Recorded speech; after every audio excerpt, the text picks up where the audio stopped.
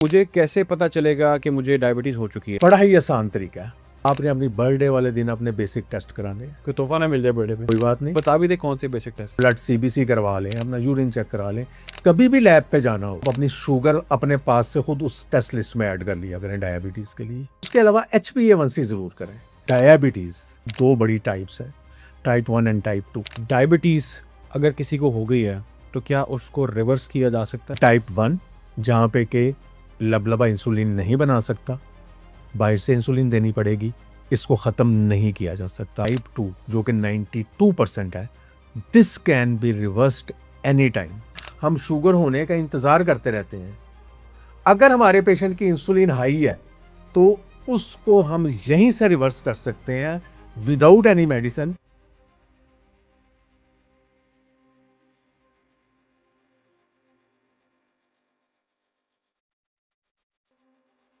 Hello and welcome to views matter podcast. Pakistan में हर 3 में से एक बंदा डायबिटीज का शिकार है। मेरे सामने इस वक्त IDF की रिपोर्ट पड़ी है, इंटरनेशनल डायबिटीज फेडरेशन की रिपोर्ट है, जिसके मुताबिक Pakistan ranks number 1 globally in diabetes. हर साल इसमें डिक्लाइन की बजाय इजाफा देखने में आ रहा है। अब ये इजाफा क्यों हो रहा है? बहुत सारे लोग तो ऐसे हैं, उनको पता ही नहीं है कि उनको डायबिटीज़ हो चुकी है। वो कहते हैं ना कि डायबिटीज़ साइलेंटली आपकी जान को नुकसान पहुंचा रही है, आपके ऑर्गन्स को डैमेज कर रही है और कोई सिम्टम आपको नहीं आ रहा है। ये बहुत ही कंसर्निंग चीज़ है। इसके अलावा इसकी रीजंस पे बात जब की जाए, कोई कहता है जी कि अनहेल्दी डाइट जो है इसकी मेजर कॉज है, कोई कहता है जी इनएक्टिविटी है, लैक ऑफ एक्सरसाइज है, ये वजह हो सकती है, कोई ओबेसिटी को जिम्मेदार करार देता है। लेकिन बहुत सारे हम देखते हैं स्मार्ट पतले लोग, वो भी डायबिटीज़ का शिकार हो जाते हैं। लाइफ़स्टाइल क्या इसकी रीज़न है, उसको तब्दील करना चाहिए, उसकी वजह से ये चीज़ हो रही है, इसको भी कंसिडर किया जाता है। लेकिन सवाल ये है कि इसका ट्रीटमेंट क्या है? क्या डायबिटीज़ को ट्रीट किया जा सकता है, इसको ठीक किया जा सकता है, और क्या इसको रिवर्स किया जा सकता है? ये भी एक आजकल डिस्कशन चल रही है। या इससे हमने खुद को किस तरह से प्रिवेंट करना है, प्रोटेक्ट करना है, ये भी एक डिस्कशन है। टेस्ट कौन से करवाने हैं, किस तरह को मालूम होगा कि आप डायबिटीज़ का शिकार हो चुके हैं, घर बैठे बैठे ही आपको ये मसला शुरू हो गया है, कोई डाइट आपकी गलत चल रही है, या इसके पीछे कुछ और कॉज हैं, स्ट्रेस को भी रिलेट किया जाता है। इस सब को डिस्कस करने के लिए आज हमने इनवाइट किया है डॉक्टर ताहिर चौधरी साहब को। डायबिटीज़ स्पेशलिस्ट हैं, एक्सपर्ट हैं, मोर देन 36 ईयर इनका एक्सपीरियंस है और अमेरिका से ट्रेनिंग भी इन्होंने हासिल की है। Sir, thank you so much for your time. कैसे हैं आप? आपका बहुत शुक्रिया, आपने मुझे इनवाइट किया। Thank you. Thank you so much. अच्छा, मैं स्टार्ट करूंगा डिस्कशन को बड़े बेसिक क्वेश्चन से, जो कि हर कोई इस वक्त जानना चाह रहा है, कि पाकिस्तान डायबिटीज़ में नंबर 1 पे कैसे आ गया? और हर साल इसके अंदर हम देख रहे हैं रैपिडली एक इंक्रीज़ आ रहा है, बहुत तेज़ी के साथ ये डायबिटीज़ जो है वो फैल रही है पाकिस्तान के अंदर, और बहुत सारे यंगस्टर्स हैं वो इसका शिकार हो रहे हैं। ये कहा जा रहा है कि 2050 के अंदर, 2050 के अंदर जो यह इस वक्त है तादाद है, ये डबल हो जाएगी। क्या ये दुरुस्त है?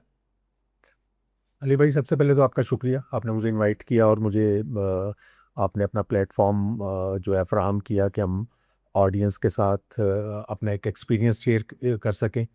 और ये बात मैं पहले आपके पॉडकास्ट के शुरू में ही वाजिया कर दूं कि हमारी अब से आगे जितनी भी गुफ्तगू होगी, इसमें पर्सनल एक्सपीरियंस शेयरिंग मेरी कम होगी।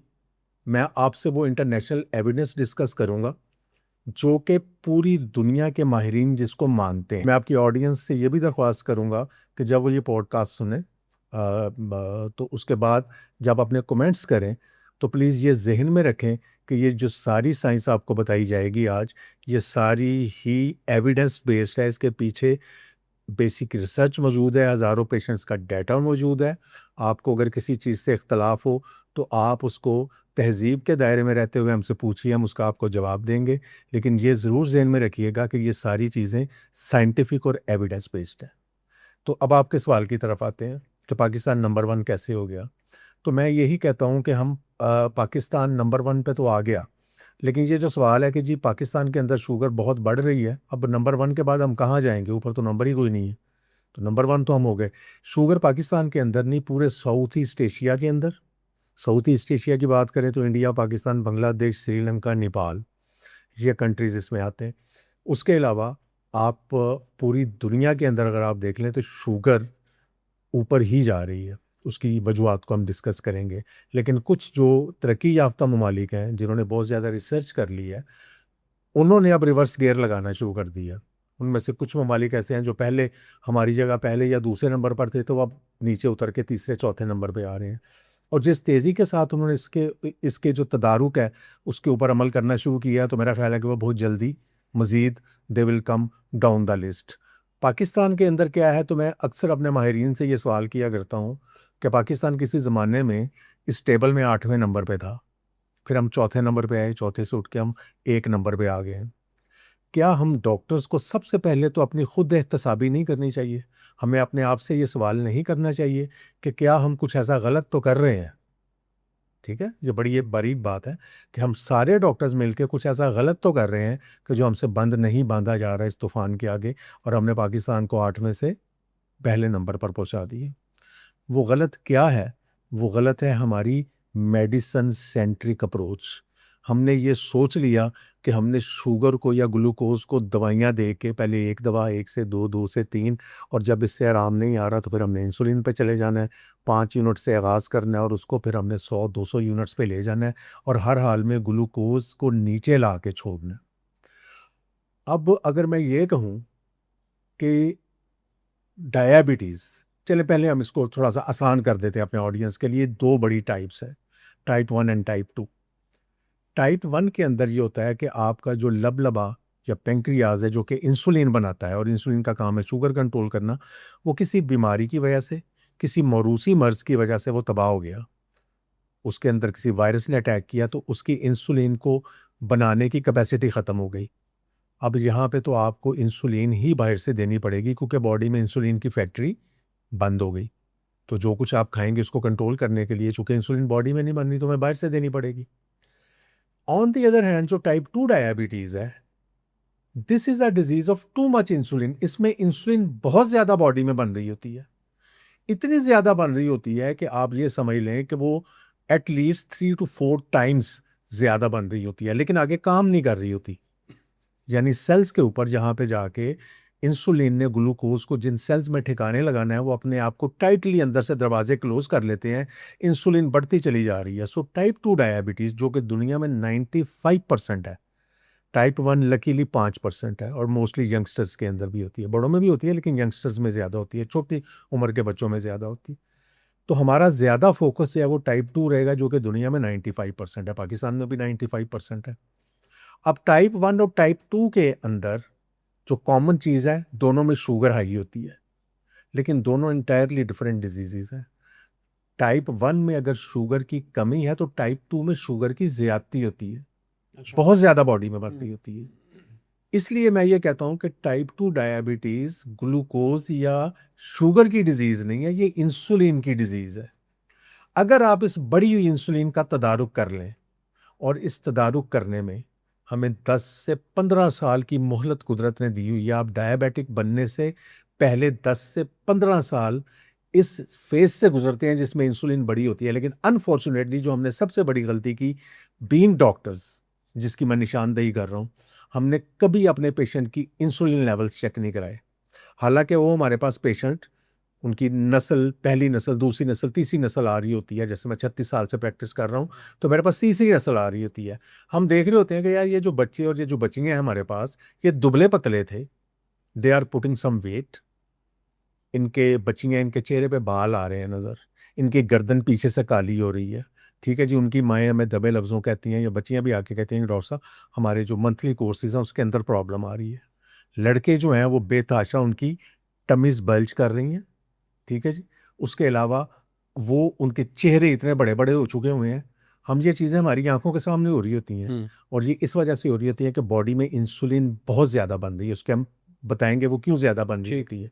ये जब इंसुलिन बहुत ज़्यादा बनती है तो ये आहिस्ता-आहिस्ता 10 से 15 सालों के अंदर फिर एक वक़्त आता है कि आपका लबलबा जो होता है वो बिल्कुल आपके आगे हाथ उठा देता है, और वो इंसुलिन की वो मतलूबा मिकदार फ़राहम नहीं कर पाता। बनाता रहता है, लेकिन वो मतलूबा मिकदार जो कि उस ग्लूकोज लोड को कंट्रोल करने के लिए चाहिए होती है, वो बनाने से कासिर हो जाता है। हम डायबिटिक हो जाते हैं, और यही इंतज़ार हमारे डॉक्टर करते रहते हैं कि जब ये डायबिटिक हो जाएगा तो मैं गोली शुरू कर लूँगा। आपने अगर इस कौम को 2050 में, जैसे आपने कहा, पेशेंट्स को डबल होने से बचाना है, तो आज ही हमें अपनी जो अप्रोच है उसको शुगर से उठा के इंसुलिन पे शिफ्ट करना होगा। हमें अपने लोगों के इंसुलिन लेवल्स अभी से चेक करने शुरू कर देने चाहिए। और जो बंदा हाई इंसुलिन का शिकार है उसकी इंसुलिन को कम करने के तदारुक करने चाहिए, जिसके लिए किसी दवा की ज़रूरत नहीं है। अगर हम उनके इंसुलिन लेवल्स नीचे लाने के में कामयाब हो गए तो मैं आपको लिख के देता हूँ 2050 में हम डबल नहीं होंगे, 2050 में हम आधे डायबिटिक्स रह जाएंगे। अच्छा, जी क्योंकि ये आपने वो रीज़न बताई है जिसका मैंने सवाल आपसे बेसिकली किया था कि पाकिस्तान में क्यों इतनी तेज़ी के साथ जी डायबिटीज़ बढ़ी है। हमारी अप्रोच गलत थी। अप्रोच गलत थी। अप्रोच गलत थी, उसमें पेशेंट को तो हम बाद में देखेंगे कि वो कहाँ तक कसूरवार है। हमने डॉक्टर होने की हैसियत से कभी गौर ही नहीं किया। हमारा पेशेंट शुगर चेक करा के आता है, हम उसको कहते हैं यार तुम्हारी शुगर तो 90 आई है, ठीक है, वेरी गुड, जाओ बस ठीक है, बात खत्म हो गई। ये करते रहे हम पिछले 50 सालों में, ठीक है। अभी भी यही कर रहे हैं। हाँ जी, पर हमने ये नहीं सोचा कि ये जो 90 शुगर है ये बहुत ज्यादा हाई इंसुलिन जो बॉडी में बन रही है उसकी वजह से दबी हुई है। ये किसी दिन एटम बॉम्ब की तरह उठेगी और आपके पेशेंट्स की बर्बादी शुरू हो जाएगी। हम इंतजार करते रहते हैं, हमने इंसुलिन कभी चेक नहीं कराई, हमारे मेजॉरिटी डॉक्टर्स। अब आके कुछ डॉक्टर्स को जब हमने ये सारे कॉन्सेप्ट्स नहीं बताए, अब आके कुछ डॉक्टर्स ने, अभी भी मैं ये समझता हूँ कि ग्लूकोज तो बहुत चेक हो रहा है, किसी भी लैब वाले को, किसी लेबोरेटरी ऑनर को बुलाइएगा, उससे पूछिएगा कि उनके पास कितने प्रिस्क्रिप्शन आते हैं जिसपे इंसुलिन चेक हो रही होती है। इंसुलिन हम चेक नहीं करते। अब मुझे ये बताएं, यही पे मैं आपको चाहूँगा कि आप इस पर भी रिस्पॉन्स दें अपना। इंसुलिन कैसे चेक होती है? कोई आम टेस्ट होता है? बड़ा किसी सिंपल सा टेस्ट है, आपने सुबह फास्टिंग जाना है हम्म, लेबोरेटरी में और फास्टिंग इंसुलिन लेवल चेक करा लेना है, ठीक है जी। लेकिन एक बात याद रखिए कि अगर आप ऑलरेडी डायबिटिक हैं और इंसुलिन लगा रहे हैं, आपके डॉक्टर इंसुलिन दी हुई है, तो फिर आपने इंसुलिन टेस्ट नहीं करानी। इंसुलिन का एक प्रीकर्सर होता है जिसे हम कहते हैं फास्टिंग सी पेप्टाइड, वो कराएंगे। वो हमें बताएगा कि आपके लबलबे के अंदर कितनी कैपेसिटी बाकी है और वो कितनी आपकी शुगर को कंट्रोल करने के लिए कितनी मतलूबा मिकदार फराहम कर सकता है। और अगर आपका पेशेंट इंसुलिन लगा रहा है, यहाँ से भी एक साइड किक के तौर पे एक सवाल उठेगा कि अगर आपका पेशेंट इंसुलिन ऑलरेडी लगा रहा है, आप उसका फास्टिंग सी पेप्टाइड कराते हैं और वो बढ़ा हुआ है या नॉर्मल है, तो उसकी आज ही इंसुलिन बंद कर दीजिए। अदरवाइज आप उसका हार्ट अटैक का चांस 3 गुना बढ़ाएंगे। अच्छा, ये मैंने आपकी बात पहले भी सुनी है कि अल्जाइमर डिजीज जो भूलने का मर्ज है वो 2 गुना बढ़ाएंगे। ऑल काज मोर्टेलिटी यानी बगैर किसी वजह के अचानक फौत हो जाना, ये आप डबल कर देंगे उसका। बहुत से लोग इंसुलिन यूज़ कर रहे हैं, जी कर रहे हैं। तो इसका मतलब है जो कि और जितने लोग इंसुलिन यूज कर रहे हैं कभी गौर कीजिएगा इंसुलिन लगाने से पहले उनका बॉडी वेट कितना था और अब कितना है। Insulin is a storage hormone. इसको अल्लाह मियाँ ने एक ड्यूटी दी हुई है कि तुमने हमारे ज़हन में सिर्फ यही है कि इंसुलिन सिर्फ शुगर कंट्रोल करती है, जबकि ये बीसियों काम करती है। सर से लेके पाँव तक एक इंसानी जिस्म में 37 ट्रिलियन सेल्स हैं एक एवरेज मेल के अंदर। इन 37 ट्रिलियन सेल्स के ऊपर इंसुलिन काम करती है और हम सिर्फ एक काम जानते हैं कि ये शुगर कंट्रोल करती है, ठीक है जी। तो हर सेल को कोई ना कोई ऑर्डर देती है, हर सेल्स के अंदर ये किसी ना किसी तरीके से अपनी इन्वॉल्वमेंट शो करती है और हम सिर्फ ये समझते हैं कि इससे शुगर कंट्रोल होती है, बल्कि ऐसा नहीं है। इंसुलिन एक स्टोरेज हार्मोन है। जो कुछ आप खाएंगे इंसुलिन आपकी ब्लड सर्कुलेशन से उसको उठा के आपके फैट सेल के अंदर, आपके मसल्स के अंदर और आपके लिवर के अंदर स्टोर कर देती है। और जब तक इंसुलिन हाई रहेगी, बॉडी के अंदर हाई रहेगी, 2 काम इंसुलिन करेगी, हर चीज को उठा के स्टोर करती चली जाएगी। और जब आपका स्टोर बढ़ता चला जाता है तो फिर क्या होता है, मसलन आपका एक बैग है, आपने इंटरनेशनली ट्रैवल करना है, आप उसमें कपड़े डालते चले जा रहे हैं, एक खास कैपेसिटी है, सामान बाहर पड़ा हुआ है, अब आप ठूंसते चले जा रहे हैं, ठूंसते चले जा रहे हैं, तो वो बैग फूलना शुरू हो जाएगा। Same is the case with your tummy. ठीक, जब आप उसके अंदर खाते चले जाते हैं और सेल्स के अंदर इंसुलिन उठा उठा के सारी आपकी खुराक को ठूंसती चली जाती है, तो सेल उस बैग की तरह फूलना शुरू हो जाते हैं, जिससे आप मोटापे का शिकार होना शुरू हो जाते हैं।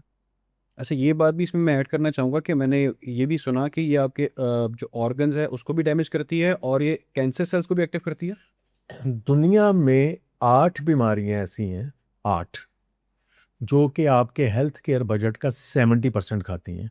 यानी अगर आपने अपने घर के अंदर अपने हेल्थ केयर बजट रखा हुआ है सपोज 1,000 रुपया, तो उसमें से 700 रुपये इन 8 बीमारियों के मरीज खाते हैं। अच्छा, पूरी दुनिया का हेल्थ केयर बजट। अच्छा, ये 8 बीमारियां वो हैं जो कि 70% हेल्थ केयर बजट खाती हैं। उसके अलावा दुनिया में कमोबेश 40 से 50 बीमारियां ऐसी हैं जो हाई इंसुलिन की वजह से हैं बॉडी के अंदर, जिसको चेक नहीं करते डॉक्टर। पहले हम उन 8 बीमारियों का जिक्र कर लेते हैं। Sugar, blood pressure, high cholesterol, आपका कार्डियोवैस्कुलर डिजीज, दिल की बीमारियां, लिवर डिजीजेस, कैंसर, डिमेंशिया या भूलने के डिजीज, और पॉलीसिस्टिक ओवरी सिंड्रोम जो कि खवातीन में बांझपन की सबसे बड़ी वजह है। ये 8 बीमारियां आपके हेल्थ केयर बजट का 70% खा रही हैं पूरी दुनिया में। और इन अ poorly resourced country like Pakistan, क्या आपका हेल्थ केयर बजट 70% ये वेट उठा सकता है?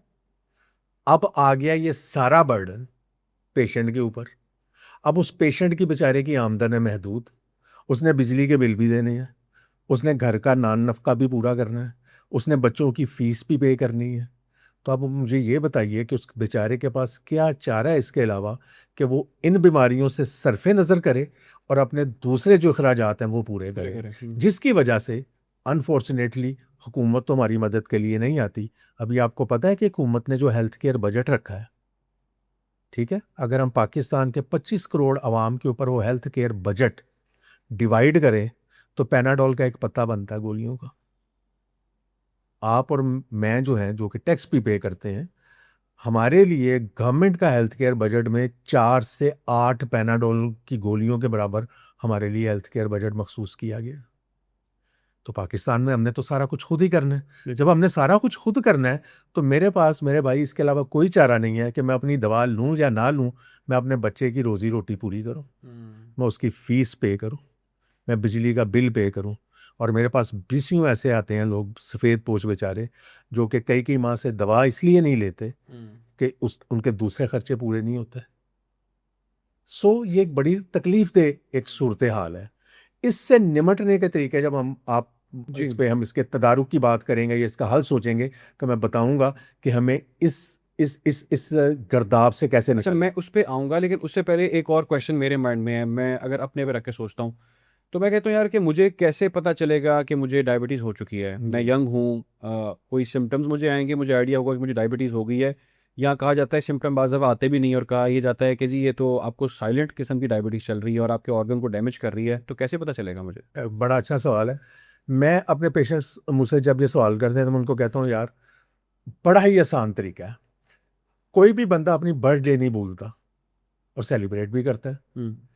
आप अपना ये एक एक समझ लें, मोटो बना लें, इसको एक न्यू ईयर रेजोल्यूशन समझ लें कि आपने अपनी बर्थडे वाले दिन अपने बेसिक टेस्ट कराने हैं।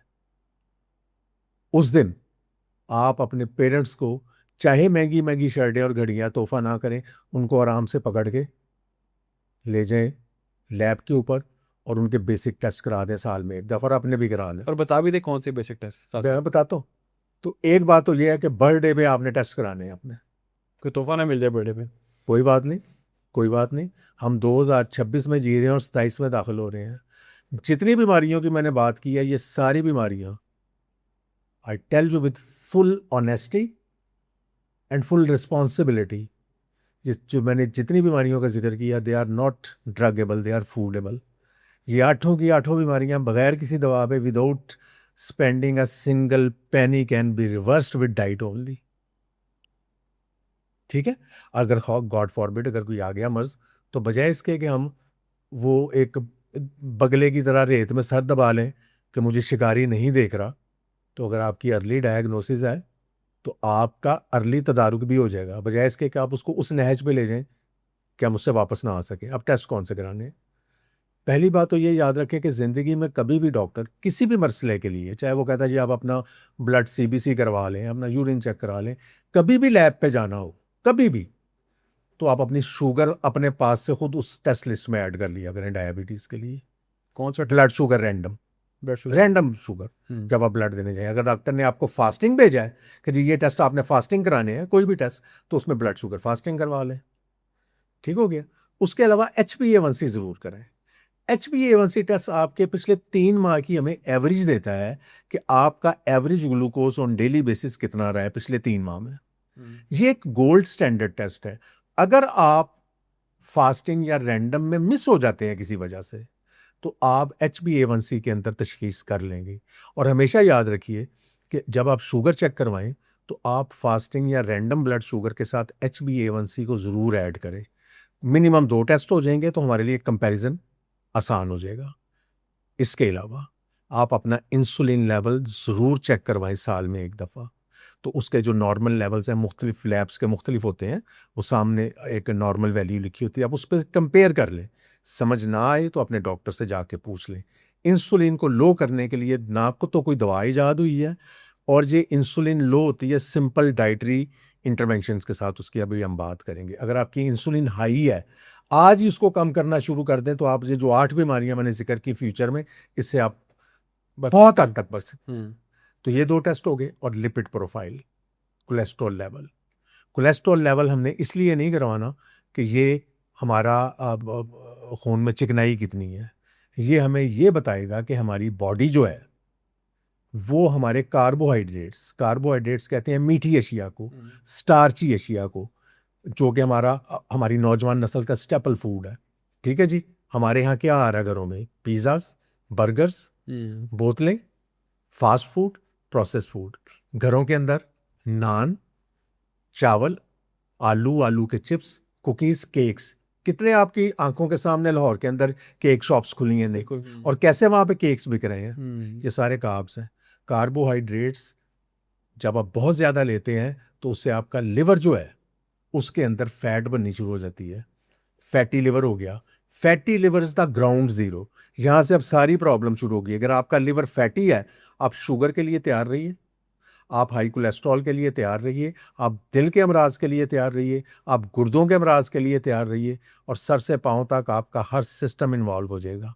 और अनफॉर्चुनेटली जब पेशेंट्स को लिवर प्रॉब्लम होती है, वो लिवर के डॉक्टर के पास जाता है, उसकी फिर लिवर सेंट्रिक अप्रोच है, वो उसको मुख्तलिफ किस्म की दवाइयाँ देता है, और वो उसको ये कहता है कि जी आप ये दवाइयाँ खानी शुरू कर दें, उससे आपके टेस्ट तो नॉर्मल हो जाएंगे, आपकी डिजीज़ नॉर्मल नहीं होगी, आपके नंबर्स ठीक हो जाएंगे, आपकी अगली रिपोर्ट बड़ी अच्छी आएगी, but you have not touch the basic root cause which is dietary.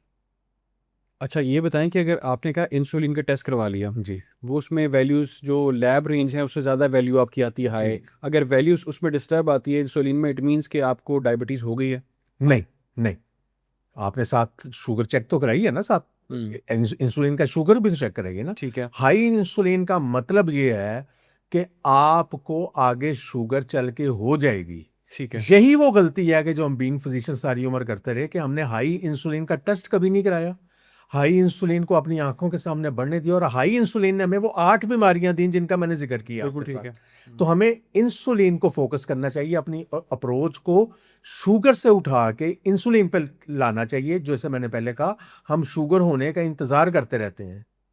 अगर हमारे पेशेंट की इंसुलिन हाई है तो उसको हम यहीं से रिवर्स कर सकते हैं विदाउट एनी मेडिसिन, और फिर हम 2050 में ये कह सकते हैं हम डबल नहीं हुए, हम हाफ रह गए। ठीक है। अच्छा, मैंने इसी पे जो आपने बात की है, ये डॉक्टर साहब, ये जो यहाँ पर ट्रीटमेंट किया जा रहा है टाइप 2 डायबिटीज़ का, मैंने आप ही का स्टेटमेंट सुना था कि ये इलाज यहाँ पर गलत किया जा रहा है, तो ये सारी वजूहत हैं जो जिसको आप एक्सप्लेन कर रहे हैं? ये इलाज पाकिस्तान में नहीं, पूरी दुनिया में गलत होता रहा है पिछले 50 सालों में। ठीक है जी। अब मैं फिर यहाँ पे ये कह दूं कि मैं कोई इसमें कोई फिलोसफर नहीं हूँ, या मैं इसका कोई मैं ये दावा नहीं कर रहा कि मैं बहुत ज़बरदस्त इलाज करता रहा हूँ, लोग गलत करते रहे हैं। हम सब लोग वही इलाज करते रहे जो कि पूरी दुनिया में मुरवजा था। अनफॉर्चुनेटली पाकिस्तान के डॉक्टर्स के लिए जो बिगेस्ट सोर्स ऑफ नॉलेज है वो इंटरनेशनल गाइडलाइंस है। वो हर साल शुगर के लिए भी आती हैं, हार्ट डिजीज़ के भी लिए आती हैं, लंग्स के लिए भी आती हैं, गुर्दों के लिए और आपके लिवर के लिए वो इंटरनेशनल सोसाइटीज़ बनी हुई हैं, अपनी गाइडलाइंस का इजरा करती हैं। हम वो गाइडलाइंस पढ़ते हैं और कहते हैं कि जी हमने बस इसके मुताबिक ही अपने पेशेंट का इलाज करना है। उसके पैरेलल रिसर्च चल रही है। अब वो ये रिसर्च सारी ये साबित कर रही है कि ये जो तमाम अमराज हैं जिनको हम दवाइयों से ट्रीट करते रहे, ये सारे जो अमराज हैं ये फूडेबल हैं, ड्रगेबल नहीं है। अगर ये ड्रगेबल होते, चले मैं आपसे एक सवाल करता हूं, आपने आज तक किसी पेशेंट को, जो अभी पुराने जितने पेशेंट हैं उनसे पूछिए, वो 25 साल से 30 साल से डायबिटिक हैं, कि हम 30 साल या 40 साल के अंदर इतनी रिसर्च के बाद भी हम शुगर खत्म क्यों नहीं कर सके दवाइयों के साथ? Once diabetic always diabetic. जिसको एक दफा ब्लड प्रेशर हो गया उसको हमेशा गोली खानी है, यही मंत्र चलता रहा बिल्कुल ना ऐसे ही। 40-50 सालों से। ठीक हो गया जी। कोलेस्ट्रॉल है, ये आपने कोलेस्ट्रॉल की गोली खानी है। फैटी लिवर है, फैटी लिवर की दवा खानी है। खुदा ना खासा गॉड फॉरबिड कैंसर हो गया है, तो अब कैंसर की जो भी कीमो वगैरह लग गई, आपके रेडिएशंस लग गई, सब कुछ हो गया, उसके बाद भी आपने कुछ दवाएं खानी है। यहां पे that is the point where rubber meets the road. ये वो पॉइंट है जहां पे हमें सोचना होगा कि क्या हम अपनी खुराक को 8 या 10 साल पहले, इन अमराज के होने से पहले करेक्ट करके इनसे नहीं बच सकते? The answer is big loud yes. हम सब कुछ कर सकते हैं, हमें अपनी अप्रोच को बदलना होगा। हमें हर चीज को दवा से ट्रीट नहीं करना। आप एक एवरेज पेशेंट का नुस्खा देख लीजिए, उसके ऊपर 10 से 15 दवाइयां लिखी होती हैं। ठीक है, क्या उसको 15 बीमारियां हैं? नहीं, उसकी खुराक की वजह, इन 15 दवाइयों में से ना उसकी कम से कम 11 से 12 दवाइयां जो है ना वो छूट सकती हैं अगर वो अपनी लाइफ बेहतर कर ले। और फिर बड़ी जिम्मेदारी से कहता हूं कि हो सकता है बाकी 3 भी खत्म हो जाए। हम क्या करते हैं कि हम सिर्फ और सिर्फ, हमने हर चीज का मंत्र ये सोचा हुआ है हमें दवा मिल जाए। हर बंदा मैदे पे हाथ रख के फिर रहा है कि डॉक्टर साहब ग़िज़ा हज़म नहीं हो रही। हमारी फार्मास्यूटिकल कंपनीज के जो मालिकान थे ना, उन्होंने सिर्फ मैदे की दवाइयां बेच के खरबों डॉलर्स की एम्पायर शुरू कर ली है एक एक दवा के ऊपर। पाकिस्तान का हर बंदा, आप किसी से पूछ लें, मैं दवाइयों के नाम नहीं लेना चाहता, वो हर बंदा किसी ना किसी कैप्सूल को खा रहा है। वो ये क्यों नहीं सोच रहा कि जो चीज मैं खा रहा हूं मैदे में जा रही है, मैं पहले उसको तो करेक्ट करूं, मैं इस दवा से जान छुड़ाऊं। वो कहता है ठीक है, मैं सिरी पाए और निहारियां सुबह खाऊंगा, ठीक है जी, उसके बाद लस्सी का गिलास भी चढ़ाऊंगा, घर आके मिल्क शेक भी पीऊंगा, अगर सर्दियां तो रात को मैंने मसालेदार मछली भी खानी है नान के साथ, और मैदे की जलन के लिए एक कैप्सूल तो है मेरे पास, वो मैं खा लूंगा। Does it make any sense? और खा के लेट जाऊंगा। खा के लेट जाऊंगा। एक्सरसाइज मैंने करनी कोई नहीं है। एक एक घर के अंदर, एवरेज घर के अंदर जो कि मिडिल क्लास है, अपर मिडिल क्लास है, एक घर के अंदर 2 मुलाजिम तो काफ़ी हैं।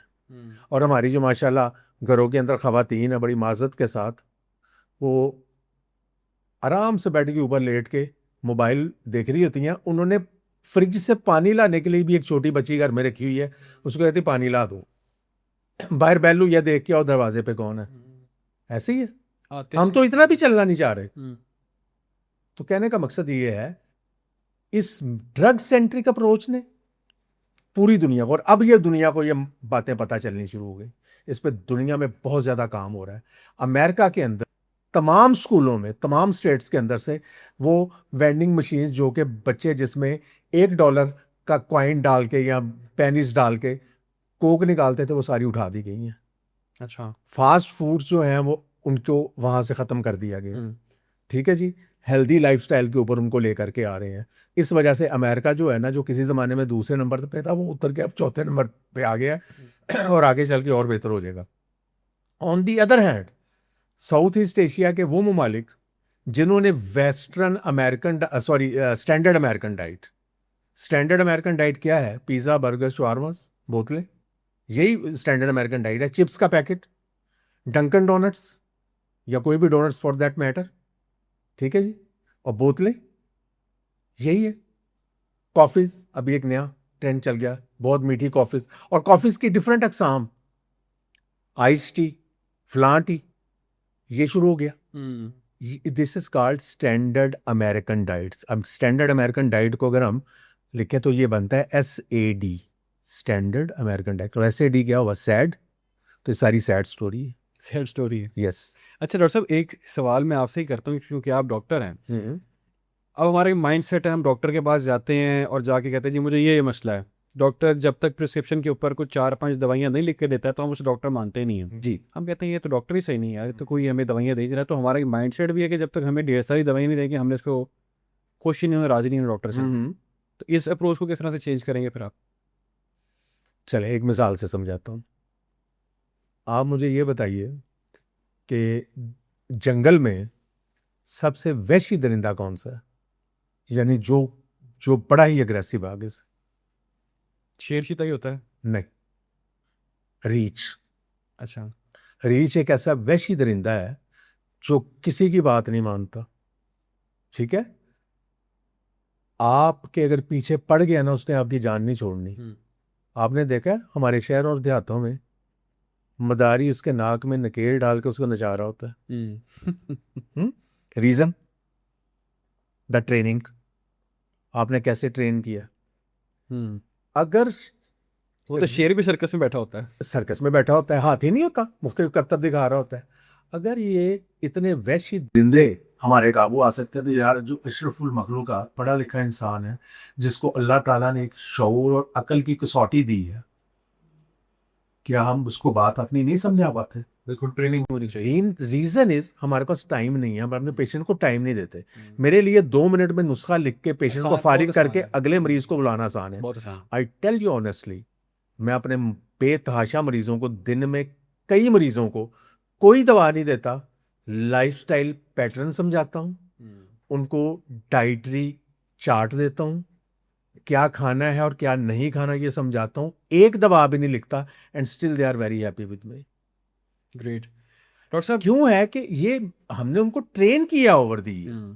अब बहुत सारे पेशेंट्स, और मुझे उसकी बड़ी खुशी होती है, वो कहते डॉक्टर साहब हम आपके पास इसलिए आए हैं कि हमने आपसे दवा नहीं लेनी। मैंने कल 3 पेशेंट देखे हैं, डॉक्टर साहब हम दवा लेने नहीं आए, आप जो लाइफ स्टाइल की बातें मुख्तलिफ पॉडकास्ट में और अपने चैनल पे करते हैं ना, हमसे वो बातें करें आप। अच्छा। और मुझे बड़ी खुशी होती है, ऐसा पेशेंट मेरे लिए बहुत अच्छा होता है।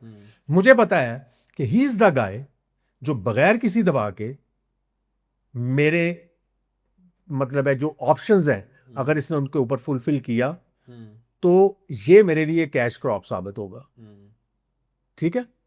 इसलिए मैं ऐसे लोगों को बड़ी नेमत समझता हूं, क्योंकि you can do wonders in these patients. आप इनको डायबिटिक होने से बचा सकते हैं, आप इनके मोटापे को ट्रीट कर सकते हैं, इनको फैटी लिवर होने से बचा सकते हैं। वो बच्चियां, आप मेरे पास यकीन करें कि अल्लाह मियां का एहसान है कि ऐसी बच्चियां जो कई कई सालों से माएँ नहीं बन रही थी, उनको गायनी क्लिनिक से महंगे महंगे टीके लगे, लाखों रुपया बर्बाद किया, और आखिरकार उनको कहा कि जी आप आईवीएफ करा लें। अब आईवीएफ भी हमारे यहाँ एक बड़ा एक कमर्शियल, बिल्कुल मैं सही। जो है ना, एक टूल बन चुका है। With due apology and regard with my gynaecologist friends, ये एक टूल बन चुका है।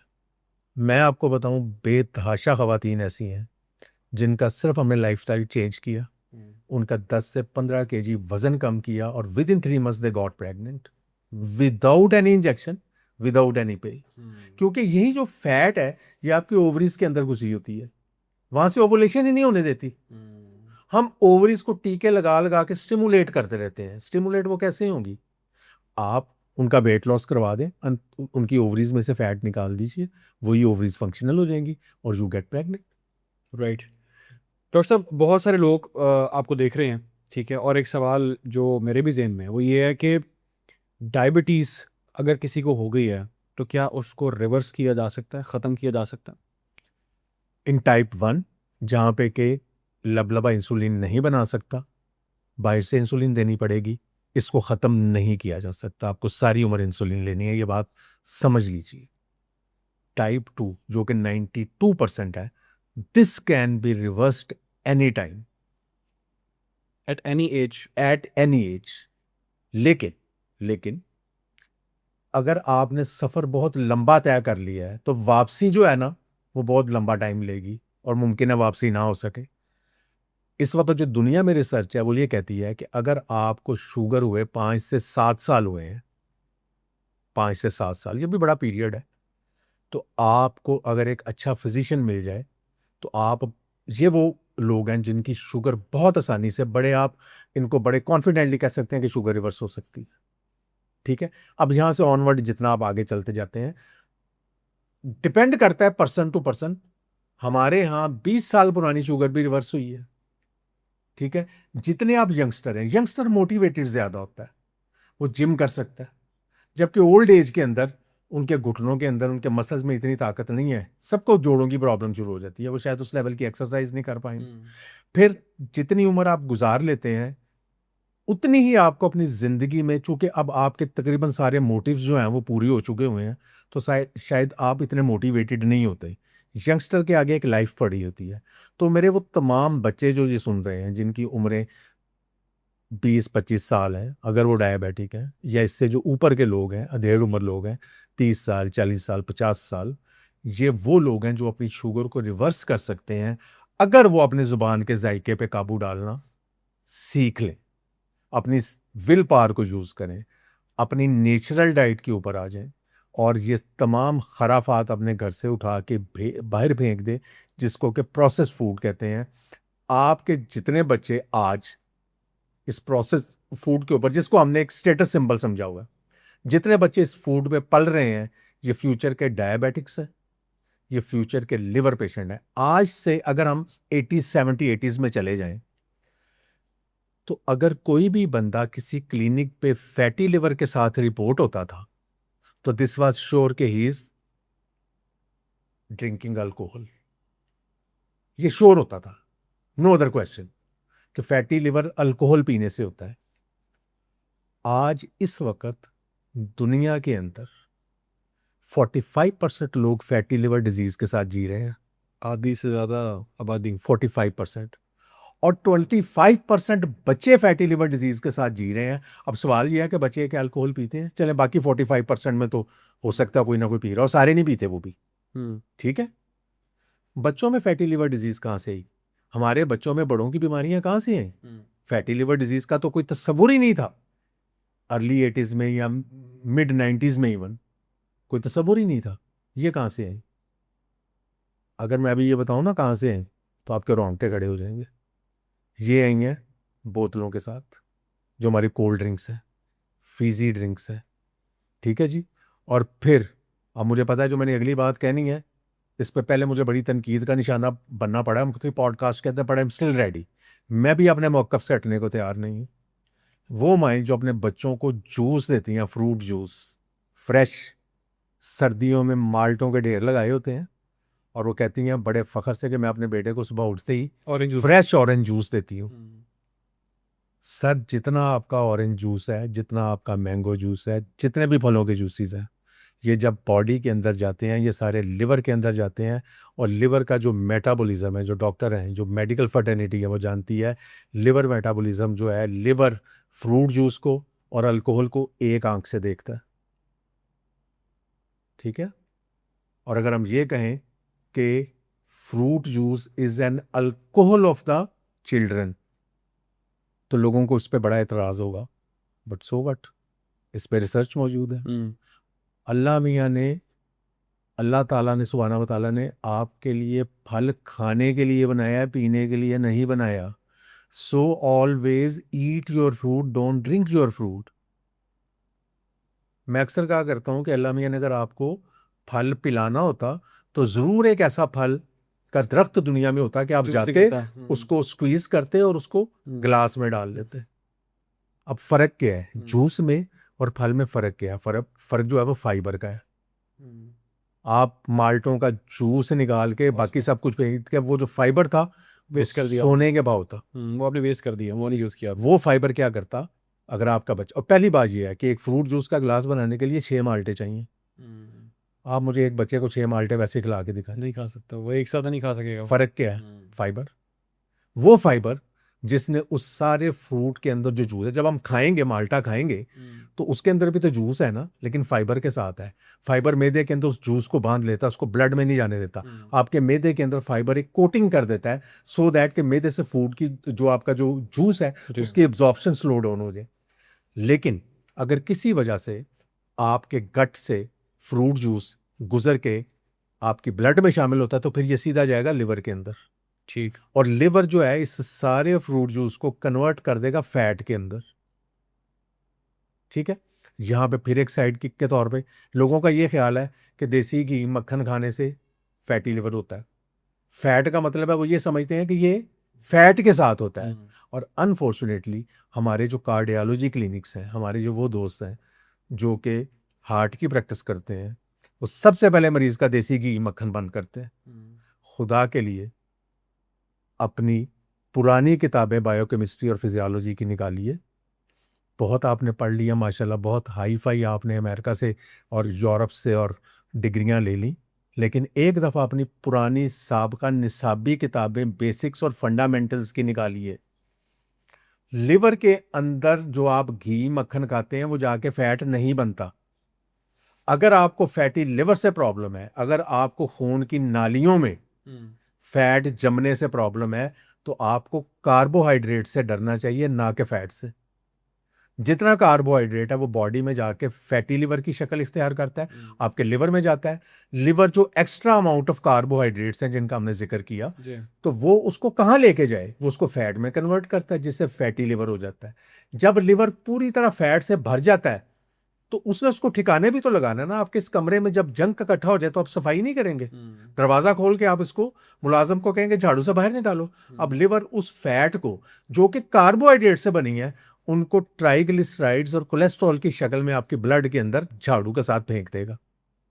आपने कराया लिपिड प्रोफाइल, उसमें आपका कोलेस्ट्रॉल हाई आ गया, आपने कोलेस्ट्रॉल की गोली पे डाल दिया। आपने मरीज से पूछा ही नहीं कि तुम खाते क्या हो। मरीज तो सुबह खा रहा है 2 नान चनों के साथ हलवा पूरी, एक नान के अंदर 12 चम्मच छोटे चीनी के बराबर कार्बोहाइड्रेट्स मौजूद हैं एक नान में। एक स्लाइस डबल रोटी का 3 से 3.5 चम्मच चीनी के बराबर है जो सादा स्लाइस है। एक चावलों की प्लेट 8 चम्मच चीनी के बराबर है। छोड़नी तो ये चीजें थी, घी मक्खन का तो ताल्लुक ही कोई नहीं है इसके साथ। मैं गोली आई, गोली खा ली। आपने गोली खा ली, और अनफॉर्चुनेटली चूंकि डॉक्टर्स के पास रश बड़ा है, मेरे पास, मैं एक रिसर्च कर रहा हूं, उस इस रिसर्च में कम से कम मेरे पास अब 1 से 2-1,000 मरीज पूरे होने वाले हैं। मैं उनसे पहला सवाल करता हूं कि आपके पहले डॉक्टर ने कभी आपसे ये पूछा है कि आप नाश्ता, लंच और डिनर किस चीज का करते हैं? आप बिलीव मी, मुझे आज तक किसी मरीज ने ये नहीं कहा जी कि डॉक्टर ने कभी मुझसे पूछा हो कि मैं खाता क्या हूं। आपके पास रिपोर्ट आई, HbA1c आई है, अगर वो 10 यूनिट लगा रहा था आपने 15 कर दिए। आपने उससे पूछा कि नाश्ता क्या करते हो? वो तो सुबह रोजाना नान चने खा रहा है। ठीक है, हलवा वो पूरी भी चल रही है, वो हलवा पूरी भी चल रही है, नाश्तों में। ठीक हो गया जी। वो तो मिल्क शेक भी पी रहा है। ये रोकने वाली चीजें हैं। ठीक है, आपने पूछा ही नहीं। ये वही है ग्लूकोज सेंट्रिक अप्रोच, क्या मैंने शुगर कंट्रोल करनी है बस, इंसुलिन बढ़ाते चले जाए। और अगर आपने अपने मरीज को ये कहा हुआ है, और अक्सर डॉक्टर ने कहा हुआ है कि यार जिस दिन बदपरहेजी करो उस दिन 4 यूनिट बढ़ा लेना इंसुलिन के, ये भी एक मंत्र दिया हो। ठीक है, वे आउट दे दिए। This is the sure way of disaster. इससे बुरी एडवाइस हो नहीं सकती कि eat as much carbohydrate as you can and cover them with insulin. ठीक है। You are going to kill your patient with this approach. अच्छा, मैंने आपसे भी एक क्वेश्चन किया था कि हमें इसको रिवर्स कैसे करना है। मैं चाहता हूँ मुझे आप पॉइंट्स बताएं। सबसे पहले डाइट है। जी ठीक है, डाइट आपने अपनी क्लीन ईटिंग करनी है स्टार्ट, जंक फूड छोड़ देना है। जी। सेकंड एक्सरसाइज जो आप आसानी से कर सके और जिसको सस्टेन कर सके। यानी एक्सरसाइज, अब मैं ये कहूँ जी एक बंदा 50-55 साल उम्र है, घुटनों में उसके दर्द हैं, हम उसको कहूँ भागना शुरू कर दो, नॉट पॉसिबल। स्ट्रेंथ ट्रेनिंग करो। स्ट्रेंथ ट्रेनिंग करें। Number 3, intermittent fasting. Intermittent fasting क्या है? ये एक नया कॉन्सेप्ट है। ठीक है, देखिए हर मजहब के अंदर फास्टिंग कराई जाती है। क्यों करवाई जाती है? क्योंकि ये एक डिवाइन वे है आपकी नेचुरल क्लिनजिंग का। हम लोग रमज़ान में रोज़ा रखते हैं, बिल्कुल। ठीक है ना जी। आज से अगर हम 3-4 साल पीछे चले जाएं तो कितने सख्त रोज़े होते थे गर्मी के। हम उन सख्त रोज़ों में अपने आप को, इसलिए कि खुदा देख रहा है, रोज़ा रखने के बाद हम कुछ नहीं खाते पीते, क्या हम ये चीज़ साल के बाकी दिनों में नहीं कर सकते? क्या सवाब ही हमें चाहिए? क्या मुझे अपनी सेहत की हिफाजत नहीं करनी? चलें आप ऐसे करें कि आप आम दिनों में रोज़ा रख लें, सवाब भी कमाएं, सेहत भी अच्छी है। नबी पाक सल्लल्लाहु अलैहि वसल्लम भी तो हफ्ते में 2 दिन रोज़े रखते थे ना। आप भी रख लें रोज़ा। लेकिन अगर शदीद गर्मी है तो मैं ये कहूँगा, जैसे भी आजकल मौसम है बस गर्मी का, तो आप वाटर फास्ट करें। पानी पीने से तो आपको मोटापा नहीं ना होना। आप पानी पीते रहें, थोड़ा सा लीमू डाल के पानी पिए। बाकी सुबह जितने बजे खाना खाया है पहला टाइम आप नोट कर लें, 8 घंटे की विंडो रखें, उस 8 घंटे में खाएं। क्या खाना है मैं अभी बताता हूँ। उस 8 घंटे में खाएं, और बाकी के जो आपके बच गए 16 घंटे, उसके अंदर आप कुछ ना खाएं। अच्छा, एक क्वेश्चन यहीं पे मैं आपसे कर लेता हूँ। सुबह ब्रेकफास्ट को लेके एक नई डिस्कशन ये भी चल रही है कि सुबह ब्रेकफास्ट नहीं करना चाहिए, सिर्फ चाय पिए, जी। That's it. कुछ कहते नहीं सुबह अच्छा हेल्दी ब्रेकफास्ट करना जी, चाहिए। जो हेल्दी ब्रेकफास्ट का कॉन्सेप्ट है ना, अब पूरी दुनिया में ये कॉन्सेप्ट जो है ना, ये राइजुल वक्त नहीं रह गया। ठीक। ठीक है, ब्रेकफास्ट के अंदर ही इसका जवाब मौजूद है। ब्रेकफास्ट, ठीक है, ब्रेक द फास्ट। जब आप ब्रेक करेंगे वही ब्रेकफास्ट है। अच्छा। पहले तो हम ये फास्टिंग है क्या, any period of time when you are not eating is fasting. आप और मैं इस वक्त कुछ नहीं खा रहे, हम फास्टिंग कर रहे हैं। जो वो पीरियड जिसमें हम कुछ नहीं खा, ये फास्टिंग है। फास्टिंग जो हमारे जहन में कॉन्सेप्ट है ना, ये 14 घंटे की होती है। नहीं, वो तमाम वक्त जिसमें हम कुछ नहीं खा रहे वो फास्टिंग फास्टिंग है। ठीक हो गया, ब्रेक द फास्ट। जब हम कुछ खाएंगे फास्ट ब्रेक हो गया।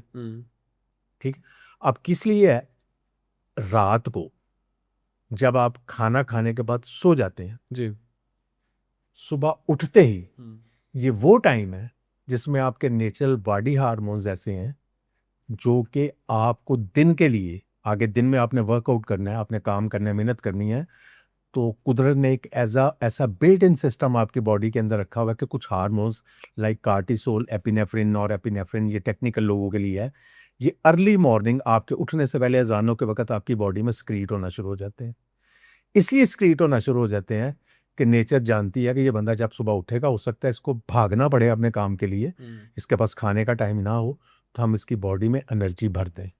अक्सर माएँ कहती हैं, डॉक्टर साहब मैं बच्चे को सुबह इतना मारती हूँ, ये खाना ही नहीं खाता, सुबह नाश्ता ही नहीं करता। आप अक्सर देखिएगा, उसमें बच्चे का कसूर नहीं है, क्योंकि बच्चा, उसका हार्मोनल सिस्टम बड़ा स्ट्रांग है, उसको अर्ली मॉर्निंग वाकई भूख नहीं लग रही होती। हाँ, बहुत से बच्चे नहीं खाते सुबह। हाँ जी, और अक्सर आप भी देखिएगा, कभी तजर्बा करके देखिएगा, आपको early, this is the best time जब कुदरत ने आपके अंदर बिल्ट इन एनर्जी पहले ही भर दी है। आप इसका फायदा क्यों नहीं उठाते? कौन है जो ये कहता है कि नाश्ता करना जरूरी है और वो सुबह 8 बजे ही जरूरी है?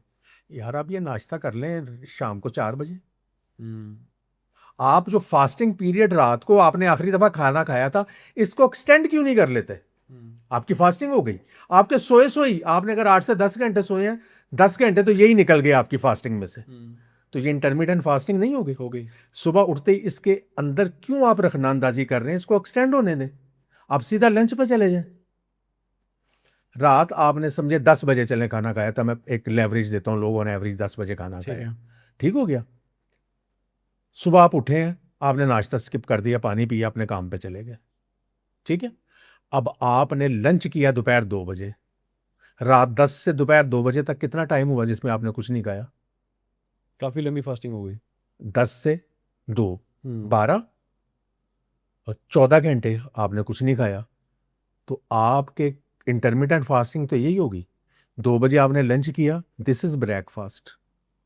हाँ, इंग्लिश की लुगत में या उसकी डिक्शनरी में लिखा होगा कि ये अर्ली मॉर्निंग होता है, but medically when you break your fast this is breakfast. Very right. 2 बजे आपने उठ के लंच कर लिया, अब आपको मैं 8 घंटे की विंडो दे रहा हूं, 2 बजे से लेकर रात 10 बजे तक, आखिरी जो टाइम आपका सोने का, इसमें खाएं। अब इसमें खाना क्या है, ये बड़ा इंपॉर्टेंट है। Length of your fasting is not that important, आपने वो फास्टिंग खत्म कैसे की है, किस चीज से की है? किस आपने, अब दोपहर आपने रात से कुछ नहीं खाया कि डॉक्टर साहब ने बड़ा अच्छा मशवरा दिया था, मैंने नाश्ता छोड़ दिया, अब मैं 2 बजे लंच करूंगा। लंच आपने मंगा लिया बर्गर और साथ एक बोतल, आपने सारे किए किराए पे पानी फेर दिया। Got my point? या 2 नान मंगवा लिए निहारी के साथ। निहारी बुरी नहीं है, खाएं, रोज खाएं, मुझे कोई एतराज नहीं। नान खराब है, ठीक है जी। मक्खन बुरा नहीं है, आपकी डबल रोटी के स्लाइस के ऊपर पड़ा हुआ मक्खन बुरा नहीं है, मक्खन के नीचे पड़ी हुई डबल रोटी बुरी है। अच्छा, वो निहारी में भी तो एक तेल अलग से तैर रहा था, अगर बाजार से आपने निहारी लिया तो उसके ऊपर भी एक ऑयल, वो एक अलग स्टोरी। हाँ, कि उन्होंने वो कमर्शियल हिसाब से वैसे घटिया तरीन किस्म का उन्होंने कुकिंग ऑयल यूज कर, वो नुकसानदेह है। हाँ जी, वो कुकिंग ऑयल या सीड ऑयल जो कॉर्नफ्लावर। अच्छा, मैं चाहता हूँ कि जो हमने जो डाइट करनी है, जो खाना है, उस पर मैं आपसे क्वेश्चन करने से पहले ये पूछूंगा कि फिर 24 आवर्स के अंदर क्या हमने 2 बार खाना खाना है बस? जी, 2 बार खाना है। तो वो जो कुछ कॉन्सेप्ट ऐसे भी है कि कुछ कुछ देर बाद थोड़ा थोड़ा खाते रहें, वो गलत? अगर आप हिस्ट्री की बुक्स पढ़े ना, खुदा ताला ने इंसान को 1 मील अ डे के साथ पैदा किए। अच्छा, आपके लिए दिन का एक खाना काफी है 24 घंटे के लिए। और जब हम केवमैन जमाने में रहते थे, जब इंसान गारों में रहता था तो उस वक्त वो एक ही खाना खाता था, उसके पास फ्रिज नहीं होती थी, हंटिंग एंड उसके पास KFC नहीं होता था, उसके पास मैकडोनल्ड्स नहीं होता था, उसके पास रेफ्रिजरेटर्स नहीं होते थे, उसके बाद कोक पेप्सी उसके पास नहीं होती थी। खाना कहाँ से उसने खाना है? उसने गार से निकलना है, शिकार के लिए उसने मीलों पैदल चलना है पहले, फिर कहीं से शिकार मिलेगा, उसको किल करेगा। रास्ते में अगर ओकेजनली उसे कोई फ्रूट का दरख्त नजर आ गया तो उसने फ्रूट उतार के खा लेना है अपनी भूख मिटाने के लिए। कहीं शहद का छत्ता नजर आ गया तो उससे वहां से शहद उतार लेना है और अपनी भूख मिटा लेनी है। जानवर लाना है, मारा, उसको खुराक को अपने तरीके से, उस जमाने के जो मुरवजा तरीके थे उसके मुताबिक स्टोर किया, 2 दिन 4 दिन चलेगा, उसके बाद उसमें से स्मेल आनी शुरू हो जानी, उसने रेंसिड हो जाना, उसको उठा के बाहर फेंकना पड़ेगा और फिर नए शिकार की तलाश में चलना उसको पड़ेगा। और जो बुरे मौसम होते थे, जैसे बर्फबारी का मौसम है, ठंड का मौसम है, तो उसके अंदर भी वो अपने तरीकों के साथ उसको रख लेता था, क्योंकि अब उसको कई महीने गार के अंदर रहना है, तो वो जो उसने स्टोर किया हुआ फूड है उसको बड़ा बचा बचा के खाना है। अब हमारे पास फूड के मौके इतने ज़्यादा हैं, रात को आप सोए होते हैं, आपका जो फूड कोरियर है वो आपके बच्चे मोबाइल पे उसको ऑर्डर देते हैं, वो आपकी बेल भी नहीं देता, आप सोए होते हैं, आपको पता भी नहीं चलता, वो आपके बच्चे को टेलीफोन करता, वो नीचे आकर आराम से गेट खोल के या गेट के ऊपर से अपना पार्सल लेता और चुप करके अपने कमरे में चला जाता है। अब तो फूड के मौके सारी रात आपके होटल्स खुले हैं, आपके सारी रात आपको फास्ट फूड अवेलेबल है। ये जो अवेलेबिलिटी ऑफ फूड है, ये सारी खराबियों की जड़ है। खाना क्या है? आपने जो मैंने बताया 8 आवर्स की विंडो में, उसमें आपने प्रोटीन्स और फैट को टारगेट करना है। आप गोश्त खाएं, घी खाएं, मक्खन खाएं, गोश्त हर तरह का खाएं। लोग पता नहीं बीफ क्यों नहीं खाते। कहते हैं जी इससे यूरिक एसिड बढ़ जाता है और ये नहीं बढ़ता। यूरिक एसिड भी आपका फ्रूट और फ्रूट जूसेस से कहीं ज्यादा वे टू हाई जो है ना उसके अंदर इंक्रीज होती है as compare to meat. Meat खाएं। हाँ जी, मीट लें। अब फिर आपके ऑडियंस ने ये एतराज़ करना ही करना है, जी कौन सा मुल्क है, ये तो गरीब मुल्क है, इसके अंदर आप कह रहे हैं मीट रोज़ नहीं खाना, दालें खाएं, सब्जियां खाएं। सब्जियां आप क्यों नहीं खाते? ठीक हो गया, आपकी सब्जियों के अंदर से भी आपको प्रोटीन्स मिल जाएगी, दालों में से आपको प्रोटीन्स मिल जाएगी, दही में से आपको प्रोटीन और फैट दोनों मिल जाएंगे। ये चीज़ें तो आप ले सकते हैं। अब सवाल सर मैं ये पे ऐड कर देता हूँ, आपने डाइट तो बता दी है लेकिन ये खानी किस चीज़ के साथ है? अब हमने यहाँ पे दाल खानी है, उसके लिए हमें रोटियाँ चावल चाहिए, ठीक है, वो चम्मच से तो खाएगा नहीं कोई। अच्छा जी, तो आपको ये किसने ये बात समझा दी कि पेट सिर्फ रोटी के साथ भरता है? यही तो हमारा आप बीफ के शामी कबाब बना लें। अच्छा, आप चलें आपको एक और तरीके से समझाते हैं।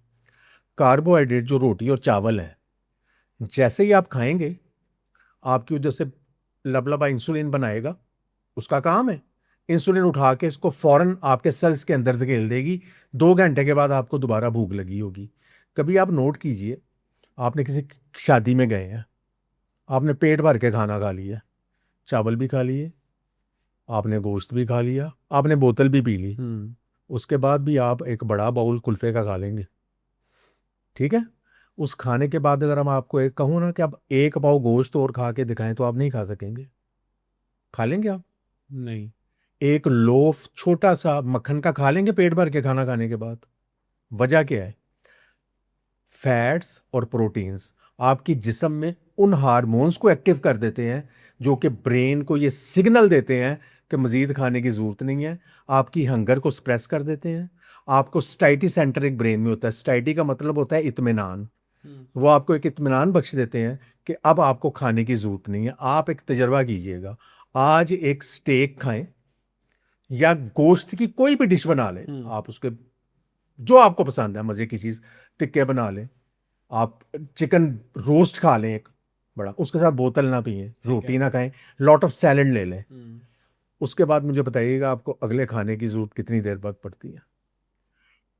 फैट और प्रोटीन आपकी बॉडी में उन हार्मोन्स को एक्टिव करेगी जो जहन को तसल्ली और तस्कीन देते हैं और भूख को स्प्रेस करते हैं। ज़ेम्पिक और ये जो नए टीके हैं, ये को आपकी कैलोरीज बर्न नहीं करते।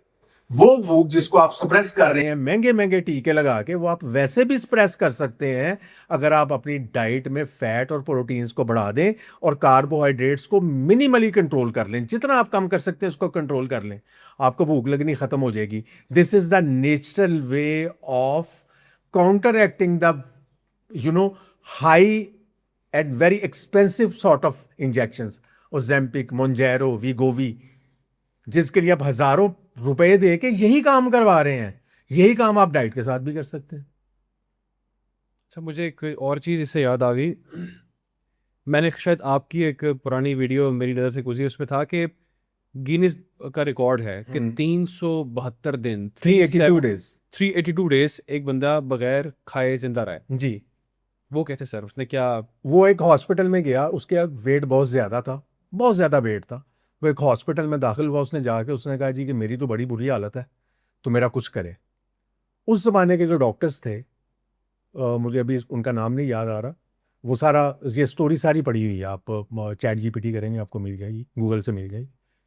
उन्होंने कहा अच्छा यार ये बंदा बड़ा मोटिवेटेड है, तो हम इसको एक उसकी मर्जी के साथ उन्होंने एक्सपेरिमेंटल टूल बनाया है, उसको स्ट्रिक्ट सुपरविजन में लिया। पहले ये बात याद रखें कि हर बंदा इतना नहीं कर सकता। स्ट्रिक्ट सुपरविजन में लिया, उसको दाखिल कर लिए।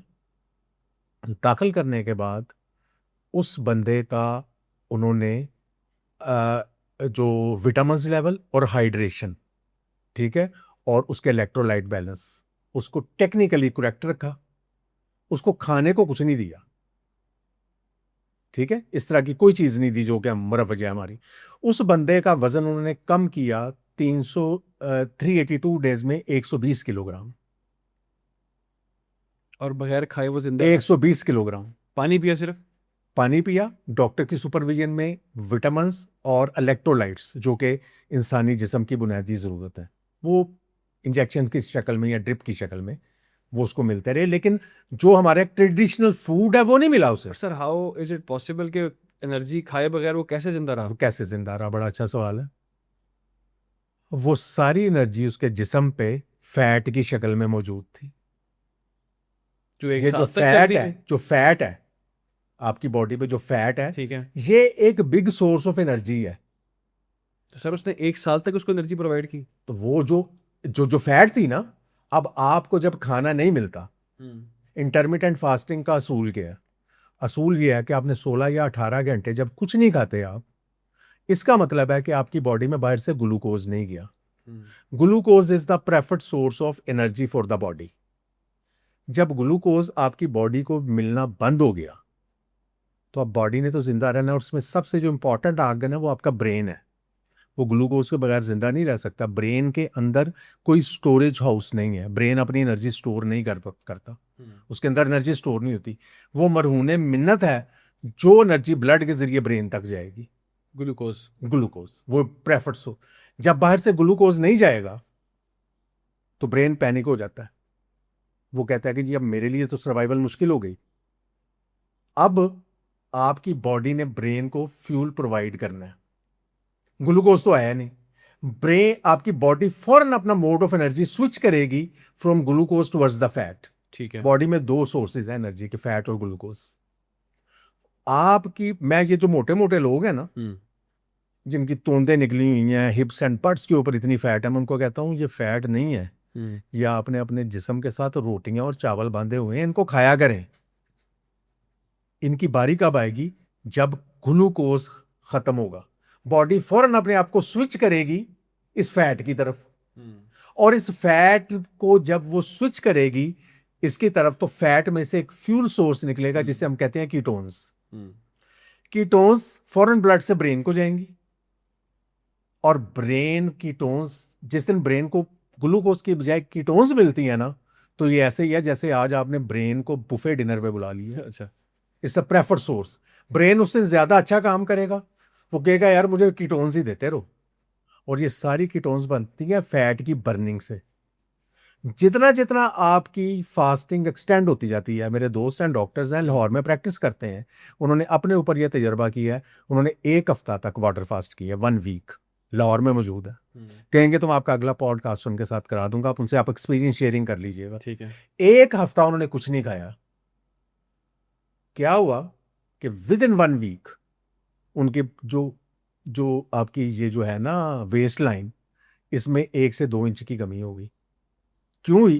कि वो 1 हफ्ता बॉडी ने वो जो फैट थी उसको फ्यूल सोर्स के तौर पे यूज करके उसको कीटोन्स में कन्वर्ट किया।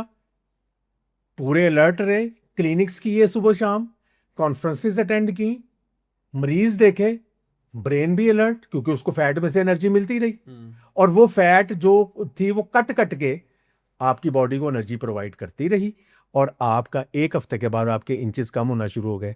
और बिलीव यू मी, मेरे वो दोनों दोस्त डॉक्टर्स हैं, फैटी लिवर का शिकार थे। विद इन 1.5 मंथ, 1.5 माह के अंदर, जब उन्होंने अपना दोबारा अल्ट्रासाउंड किया, there was no fat in the liver whatsoever. जबरदस्त। ठीक है, अब मैं लोगों को ये नहीं कहता कि वो आज से एक हफ्ते की फास्टिंग शुरू कर दे, प्लीज। सबसे पहले ग्रेजुअली। नहीं, फास्टिंग करनी नहीं अभी आपने, ठीक है। प्रैक्टिकल पॉइंट लेने। पहले अपनी बॉडी को ट्रेन करें लो कार्ब डाइट के लिए। आप जंक सारे निकालें, आपकी बॉडी को पहले आदत पड़ जाए फैट और प्रोटीन्स को फ्यूल सोर्स यूज करने के लिए। ये सर एक बड़ा इंपॉर्टेंट क्वेश्चन है जो मैं आपसे करने जा रहा हूँ। जो बातें आप सर ये बता रहे हैं, अब लोगों का कंसर्न ये होगा या ये बाद में लोग जानना चाहेंगे कि जी। जी आपने बता तो दिया कि हमें क्या करना है, कितने टाइम खाना है, कितना गैप देना है, जी, लेकिन जी। क्वेश्चन ये है कि यहाँ पे जो हैबिट्स हैं उसमें हमने सुबह उठ के आधे से ज़्यादा लोग जो हैं वो ब्रेड का इस्तेमाल करते हैं, नान का, कुलचे का, पराठे का यूज़ करते हैं। ये हर घर की कहानी है। जी। अब ब्रेड्स में बहुत सारी टाइप्स हैं। सिंपल वाइट ब्रेड है जिसको प्लेन ब्रेड कहते हैं, ब्राउन ब्रेड है, होल व्हीट है, फाइबर है, मल्टीग्रेन है। ये कौन सी वाली ब्रेड खानी चाहिए सारे में से? कोई सही भी है कि नहीं है? और एक चीज़ तो ये हो गई। दूसरा, फिर डेली अंडा लोग खाते हैं, क्या वो खाना चाहिए? कुछ लोग पीनट बटर यूज़ कर रहे हैं सुबह नाश्ते में, हनी यूज़ कर रहे हैं, क्या यूज़ करना चाहिए?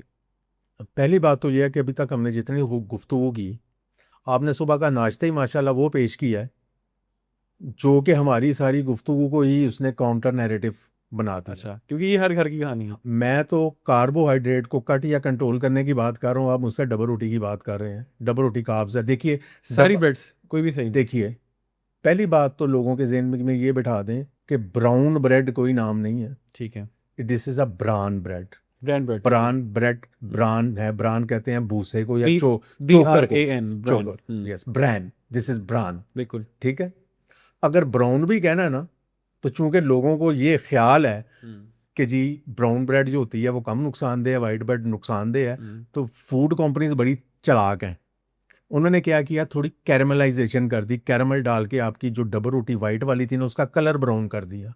मैदा उसके अंदर उतना ही है जिसकी हमने स्टार्च की बात की। अब आ जाए जी आपकी होल व्हीट ब्रेड के ऊपर। होल व्हीट क्या है? व्हीट क्या है? गंदो। Wheat is a carbohydrate. Carb. Carb तो उसके अंदर उतने ही रहे। अब उसके अंदर नट्स एंड सीड्स मिला दें, तो मल्टीग्रेन हो गया। कार्ब तो उधर ही रहे। अच्छा। मसला कार्ब्स है। अब आपको उसको जितनी मर्जी शक्लें देते चले। Fibre bread. हम्म फाइबर ब्रेड भी आती है। फाइबर whole ब्रेड के wheat अंदर फाइबर, देखिए मल्टीग्रेन। जो उसका जो बन रहा है, डो जो बन रही है जिससे कि डबल रोटी बन रही है, वो तो मैदे की है ना, मैदे वो तो की। स्टार्च ही है, यानी कि कार्ब्स हैं। कार्ब्स है। Everything comes with a price. अगर हमारा आज के जो दुनिया में लोग हैं, पाकिस्तानी भी बहुत मीडियोकर किस्म के लोग भी 20-20, 25-25 हज़ार रुपए का इंजेक्शन लगवा रहे हैं, उस पे दवा पे पैसा खर्च करके बड़े राजी हैं। 8-8 गोलियां लिखवा के वो खरीदने पे बड़े खुश हैं, जैसे आपने कहा जी कि डॉक्टर ही नहीं समझते जो ना कुछ दे। डॉक्टर की फी पे करेंगे, दवाइयां देंगे, लेंगे, उस पर पैसे खर्च करेंगे। यार डबल रोटी छोड़ें, ये भी तो प्राइस पे कर दें। ठीक है। कार्बोहाइड्रेट छोड़ दें। आपको किसने ये मंत्र बढ़ा दिया है कि पेट सिर्फ रोटी और चावल से ही भरता है? सबसे ज्यादा भी हमने बात की, पेट आपका प्रोटीन और फैट से भरता है। कार्बोहाइड्रेट आपको 2 घंटे के बाद भूख लगवा देंगे दोबारा। सुबह आप बेहतरीन नाश्ता कर लें, हंस लें जरा, कोई भी कर लें, ब्राउन कर लें, वाइट डबल रोटी कोई भी ले लें, साथ आपने बहुत अच्छे जनाब शानदार उसके ऊपर आपने हनी भी लगा लिया, आपने अपने आप को कार्ब लोड कर लिया। 2 से 3 घंटे के बाद इंसुलिन ऐसा उसको जंप मारेगी। इंसुलिन का काम है आपको ड्रास्टिक इफेक्ट्स ऑफ कार्बोहाइड्रेट से बचाना। इंसुलिन फौरन एक्टिव होगी, सब कुछ उठा के आपके सेल्स के अंदर डाल देगी, जो उसका काम है ब्लड में से उठा के। ब्लड में से एनर्जी कम हो गई, वो सारी एनर्जी सेल्स के अंदर चली गई।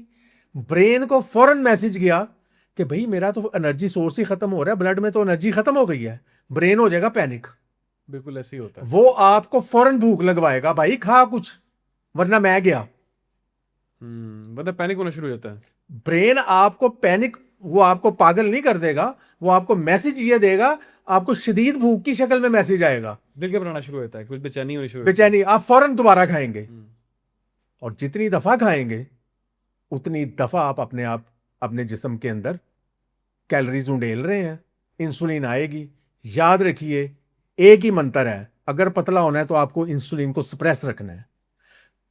प्रोटीन्स और फैट के साथ इंसुलिन ऊपर नहीं आती, अगर ऊपर आती भी है तो बहुत मामूली। कार्बोहाइड्रेट्स के साथ आसमान की तरफ जाती है इंसुलिन, और ना सिर्फ तमाम एनर्जी को उठा के आपकी बॉडी से, आपकी सर्कुलेशन से सेल्स के अंदर धकेलती है, फिर वहां से निकलने भी नहीं देती, उसको वहां से बर्न आउट भी नहीं होने देती, खड़ी रहती है बाहर चौकीदार बन के कि खबरदार कोई तुम में से निकला बाहर तो। ये तभी बाहर निकलेंगे जब आपकी इंसुलिन नीचे जाएगी। कार्बोहाइड्रेट खाने वाले की इंसुलिन कभी नीचे नहीं जाती। ऊपर से how many times a day he eats, 8 खाने ऑन एवरेज इस वक्त रिसर्च मौजूद है। एक एवरेज पाकिस्तानी या अमेरिकन 8 खाने दिन के खाता है, इसको स्नैक्स भी शामिल रखें। और हर खाने के अंदर डिजर्ट्स हैं, हर खाने के अंदर आपकी है। अब इस वक्त आप चलें जी, आपने कहा जी मैंने मीठा नहीं खाना, मैं चिकन पैटीज खाऊंगा आज चाय के साथ। चिकन तो होगी प्रोटीन, पैटीज क्या है जो बाहर है, आपने कार्ब ले लिया, ठीक है जी। आपने कहा यार मैंने ना आज क्या करना है, मैंने कार्बोहाइड्रेट नहीं कह लेने, डॉक्टर साहब बता के गए थे, ऐसे करो यार ब्राउन ब्रेड का सैंडविच ले आओ मेरे लिए, चिकन डलवा ला ना, डॉक्टर साहब ने प्रोटीन भी कहा था, प्रोटीन भी क्या, प्रोटीन तो आ गई उसके साथ, उसके साथ प्रोसेस्ड मॉलिस भी लगा के भेज दिया उसने, वो प्रोसेस है, उसके अंदर कार्बोहाइड्रेट्स हैं। दुनिया में शुगर 240 नामों से बिकती है, 240 नेम्स है। आप फूड इंडस्ट्री इतनी चालाक है कि आप फूड लेबल उठा के उलट रहे, उस पर शुगर नहीं लिखा होगा, उन 240 नामों में से एक नाम यूज हुआ होगा और आप वो जानते ही नहीं। फॉर एग्जाम्पल उस पर लिखा होगा maltodextrin, which is the worst form of sugar to cause cancer and liver diseases. अब आपको पता ही नहीं है माल्टोडेक्सट्रीन क्या, और ऊपर शायद किसी बदबख्त ने यह भी लिखा हो शुगर फ्री। आप देखेंगे शुगर का तो जिक्र ही कहीं नहीं है। उगावी ये क्या है, उगावी सिरप होता है, वो डालते हैं। अब आपने उगावी का नाम नहीं सुना होगा, बहुत सारी इंटरनेशनल जो प्रोडक्ट्स हैं आपके उस पर अंदर उगावी यूज होता है, ठीक है। उसके अलावा हाई फ्रुक्टोज कॉर्न सिरप, ये अक्सर लिखा होता है, ये अक्सर कॉर्न सिरप ये लिखा होता है। कितने लोग हैं ये समझ लें कि ये शुगर से भी ज्यादा मुज़र है। हाई फ्रुक्टोज ये चीनी से भी ज्यादा मीठा है और चीनी से कहीं सस्ता है। आपकी जितनी मीठी प्रोडक्ट्स हैं बेकरीज की, सबके अंदर हाई फ्रुक्टोज कॉर्न सिरप है। और यही जो फ्रुक्टोज जिसका मैंने जिक्र किया, यही फ्रुक्टोज फ्रूट जूस में होती है, यही फ्रुक्टोज आपके तमाम प्रोसेस फूड में है। लिवर इसको अल्कोहल की नज़र से देखेगा, और लिवर इसीलिए बच्चों के तबाह हो रहे हैं। अब 25% मैंने नंबर बताया बच्चों का, क्या ये मुमकिन है कि बच्चों को क्या हो रहा है, बड़ों की डिजीजेज उनको क्यों मिल रही हैं? बच्चे अल्कोहल नहीं ले रहे, अल्कोहल का मुतबादिल ले रहे हैं, which is high fructose corn syrup and fruit juices जो माएँ अपने हाथों से देती हैं। तो ये सर ये जो अक्सर कहते हैं जी आप अंडे रोज के एक दो खाएं, अंडे खाने चाहिए, एग से यूज करना चाहिए। देखिए अंडे के अंदर क्या है, प्रोटीन और फैट है, अंडे के अंदर कार्बोहाइड्रेट्स नहीं है। और कोलेस्ट्रॉल कहते हैं गुड कोलेस्ट्रॉल है। अच्छा अब इस पे भी आ जाए, दुनिया में गुड और बैड कोलेस्ट्रॉल नाम की कोई चीज़ नहीं है। ये भी एजाज हम डॉक्टरों को ही जाता है कि हमने इसको गुड और बैड में। एचटीएल और एलडीएल है ना सर, कोई गुड कोलेस्ट्रॉल कहते हैं सर कहीं नहीं लिखा हुआ। अच्छा, दुनिया की किसी मेडिकल किताब के अंदर, पुरानी किताबों में लिखा हुआ है, मॉडर्न डे में कहीं नहीं लिखा हुआ। All cholesterol is good, every cholesterol is good, ठीक है। और हर कोलेस्ट्रॉल को कोलेस्ट्रॉल लोअरिंग दवा की जरूरत नहीं है। हमारे वो यंगस्टर्स डॉक्टर्स जिनको माशाल्लाह यही मंत्र पढ़ाया गया हुआ है कि तुमने ये लैब रिपोर्ट आई है, मरीज का कितना कोलेस्ट्रॉल है और इधर देखना नॉर्मल कितना है।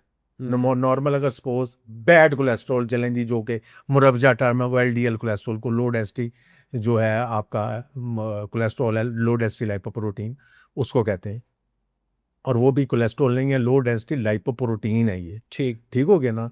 तो इस तरह एचडीएल को हाई डेंसिटी कहते हैं, ठीक है। इसलिए वो कहते हैं जी तुमने कंपेयर करना है, अगर 130 नॉर्मल है ना, तो जिसका 140 है उसको गोली पे डाल दो, कोलेस्ट्रॉल लोअरिंग मेडिसिन पर। मतलब अंडा आप डेली खाएं कोई मसला नहीं है, अंडा डेली खाएं, 1 से 5 तक अंडों की गुंजाइश आपके पास मौजूद है इनमें खाने की, कोई मसला नहीं है इसके जर्दी के अंदर। साथ, योग के साथ। जी, और हमेशा अंडा खाना ही जर्दी के साथ है, 2 भी खाएं 3 भी खाएं अंडे जर्दी के साथ। जितने मर्जी खाएं, और इससे कोई हार्ट डिजीज कोई नहीं होनी, अच्छा। ये जेहन में रखिएगा। हार्ट डिजीज और कोलेस्ट्रॉल अगर बॉडी में बनना है तो वो कार्बोहाइड्रेट से ही बनना है। ठीक है। ठीक हो गया। हाँ, अब कुछ किडनी के मरीज ऐसे हैं, वो ये ना ले लें कि उनके डॉक्टर ने प्रोटीन, बहुत सारी किडनी डिजीजेस के अंदर हमने प्रोटीन्स को रिस्ट्रिक्ट किया होता है, वो कल से 5 अंडे ना खाना शुरू कर दें। या कुछ एक मखसूस हालात ऐसे हैं, यकीनन जब आप इसके ऊपर अमल करें, एक अच्छे डाइटिशियन को ऑन बोर्ड लें या एक अच्छे डॉक्टर को ऑन बोर्ड लें, खुद से आज हमारी ये वीडियो देख के आप इन पे अमल ना करना शुरू करते हैं। ठीक। देखिए, वो है एक पंजाबी का शेर के बिना मुर्शिदों राह नहीं आता आंदा। ठीक है ना जी, राह जो है ना, वो उसके लिए एक रहनुमा भी चाहिए। आप खुद से जाएंगे, हो सकता है मंजिल पे पहुंच ही जाएं, लेकिन बहुत मुश्किल से पहुंचेंगे। एक रहनुमा को साथ रखें, और वो आपका रहनुमा आपका डॉक्टर है। बिल्कुल ठीक है, बिल्कुल ठीक, खुद से ना प्लान कर रहे जी। चीज़ों का। और सर लास्टली इसमें भी ऐड करें, पीनट बटर क्या क्या रोल होता है? ठीक नहीं है ये? ये सारी प्रोसेस चीज़ें हैं, ठीक है। ये सारी हमारी एक मॉडर्न लाइफस्टाइल का हिस्सा है। ठीक है जी, पीनट बटर ही लेना है ना, तो मूंगफली भाई मेरे अलहदा खा लें, ठीक है जी, और बटर अलहदा खा लें। जब ये पीनट बटर फैक्ट्री से बन के आएगा तो ये किसी प्रोसेस से प्रोसेस क्या आएगा? ठीक अच्छा, है। अच्छा, आपने मसलों की निशानदेही तो कर दी है कि ये भी ना करें, ये भी नहीं खाना, हमने मीट का इस्तेमाल करना है, हमने फैट्स यूज़ करने हैं। अब मुझे बताएं कि हमारा सबसे बड़ा प्रॉब्लम ये है कि अब हमने ब्रेकफास्ट करना है। चले हम दोपहर को 3 बजे या 4 बजे ब्रेकफास्ट करते हैं। अब क्वेश्चन ये है कि इस ब्रेकफास्ट में हमने खाना क्या है? आप 2-3 डाइट प्लान्स क्या बताते हैं फिर? अच्छा, जिस तरह से हर सैड मूवी की हैप्पी एंडिंग होती है, हमेशा एंड के ऊपर ना सब कुछ हैप्पी हो जाता है। अभी तक मुझे भी पता है कि हमने जितनी गुफ्तगू की है, वो लोग उसके बारे में ना काफ़ी स्केप्टिकल भी हो गए हैं, यानी वो भी थोड़ा सा बहाम का शिकार भी हो गए हैं। और उसके अलावा हमने उनको कोई ऐसी कोई हौसला अफजा बात नहीं बताई। लेकिन सवाल फिर उधर ही है, जब तक हम अपनी गलतियों की निशानदही नहीं करेंगे तो वे हम करेक्ट नहीं करेंगे। ठीक है, अब हम करेक्शन की तरफ आते हैं कि अब हमने करना क्या है। अब हमने को हल भी तो निकालना है ना, तो अब हम उस हल की तरफ आते हैं।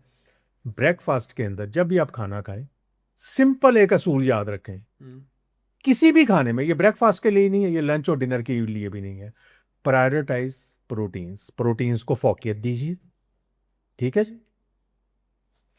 Control the carbohydrates to maximum, जितना कम कर सकते हैं, कट तो नहीं होंगे ये।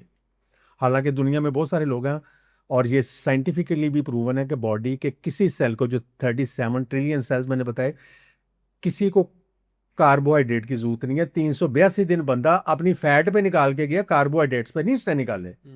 ठीक है, और मेरे वो दोस्त जिन्होंने के बॉर्डर फास्ट किया, उन्होंने कार्बोहाइड्रेट्स नहीं लिया, उन्होंने अपनी बॉडी फैट्स को ही यूज किया। ठीक है। ठीक होगी, प्रोटीन हो गया, कार्ब लेस कर दिए।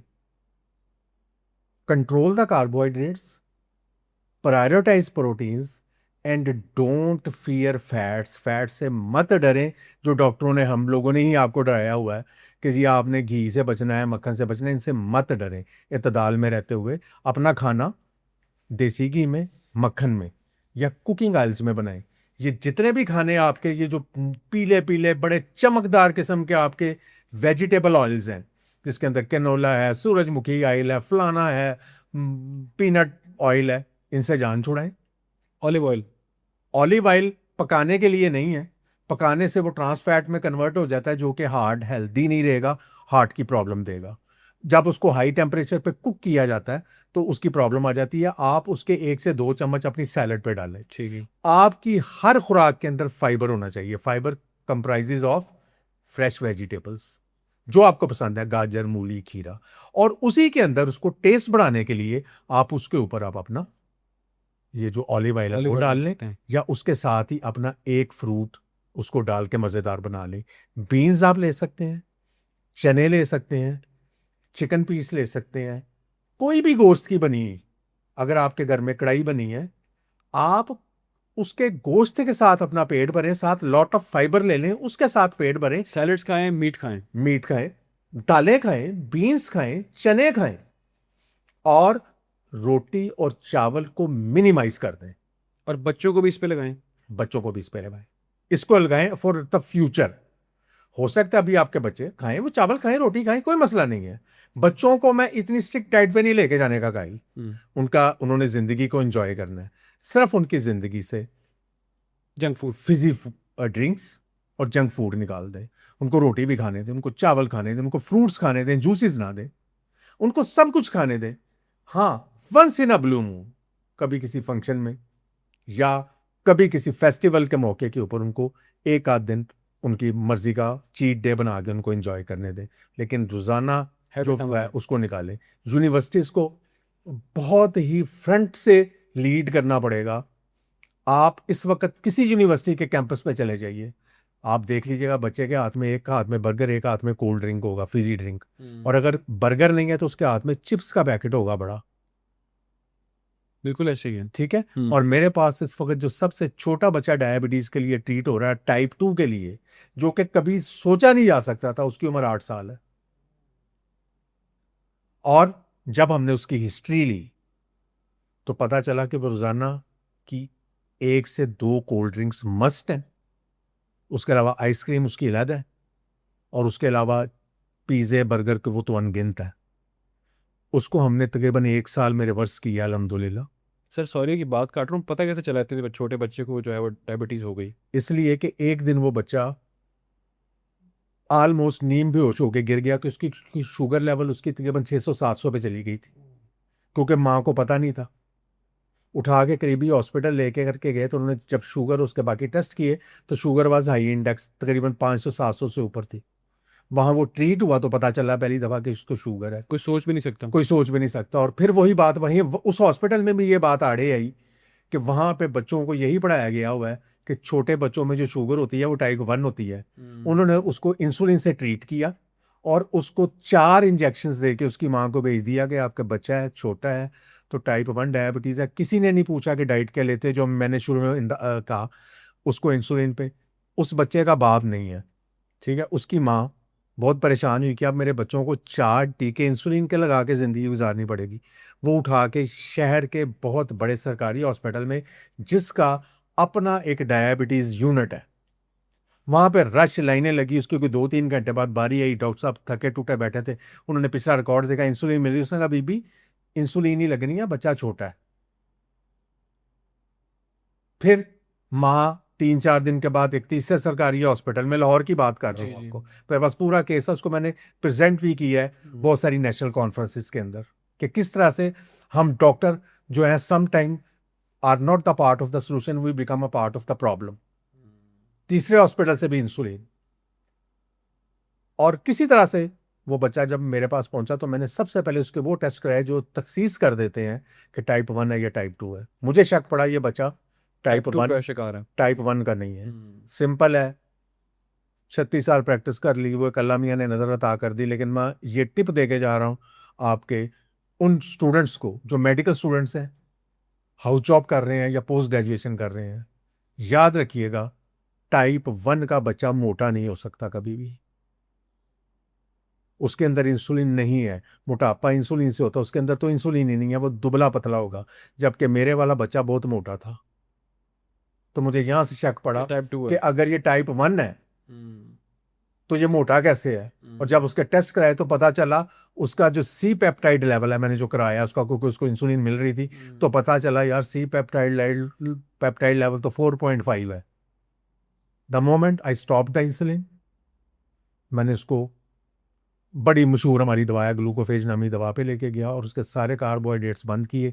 6 माह के अंदर उसकी डायबिटीज़ रिवर्स हो गई। अगले 6 माह के अंदर हमने उसको अंडर ऑब्जर्वेशन रखा। अब वो बच्चा मेरे पास, अब वो तकरीबन 11 साल का हो चुका है। 3 साल से वो मुझे सिर्फ अपने 6 माह के बाद HbA1c करा के दिखाने आता है। अभी तक वो बच्चा डायबिटीज़ फ्री है। वो बच्चा जो 4 टीके लगा रहा था, अल्हम्दुलिल्लाह माशाल्लाह। अब उसकी ना सिर्फ डायबिटीज़ रिवर्स हो गया, इंसुलिन तो पहले ही उसकी छूट गई थी पहली विजिट भाई। अब गोली भी वो कोई नहीं लेता। पिज़्ज़ा बर्गर शवारमे बोतलें बंद कर दी गई हैं उसकी, घर का खाना खाता है, कभी कभी बोतल भी कभी दाव लगा लेता है, लेकिन he is no more diabetic. Great. But doctor साहब ये बात आपने जो बताई है मेरे लिए भी फर्स्ट टाइम ये सुनने में आया कि इतने छोटे बच्चों को भी जो है वो ये चीज़ें होती हैं। तो मतलब हमें इसके ऊपर भी जो है वो काम करने की बहुत ज़रूरत है पेरेंट्स को, और अभी से इसको हमें प्रैक्टिस में लेके आना है कि ये याद ट्रांसफर रखिए कि अगर ये एक 8 साल का बच्चा है, ये वो बच्चा जो मेरे क्लिनिक पे रिपोर्ट किया, इसका ऐसे इसका के बहुत सारे कितने बच्चे हैं अस्पतालों बच्चे में हैं। क्लिनिक से रिपोर्ट कर रहे हैं। तो ये जो टाइप 2 है कहाँ से आ रही है? बिल्कुल। टाइप 2 उसी से आ रही है। तो फिर वही बात कि जो आप सुबह नाश्ता करना है, कतन कोई ज़रूरी नहीं है, अगर आपका सुबह भूख नहीं लगी हुई तो इसका फ़ायदा उठाएं, ना करें। इसको आगे खींच लें, लंच पे ले जाएं, ठीक है। हर खाने में रोटी चावल ना लें। आप ये काम ज़रूर करें कि अगर आप रोज़ाना रोटी चावल खा रहे हैं, मसलन अगर आप दिन में 3 खाने खाते हैं, मेरा सिंपल फार्मूला ये है कि 3 खानों में से इनिशियली आप 1 खाना बगैर रोटी के खाना शुरू करें। 2 खानों में रोटी खाते रहें, मुझे कोई इतराज़ नहीं है। जब 2-3 माह बाद आप 1 रोटी पे गुजारा करना सीख जाएं तो फिर दूसरे खाने में से रोटी निकाल लें। ठीक है। चावल वैसे ही आप 15 दिन में 1 दफ़ा लें, और लॉट ऑफ फाइबर, जिस दिन आप कार्बोहाइड्रेट लें उस दिन लॉट ऑफ फाइबर साथ ऐड करें।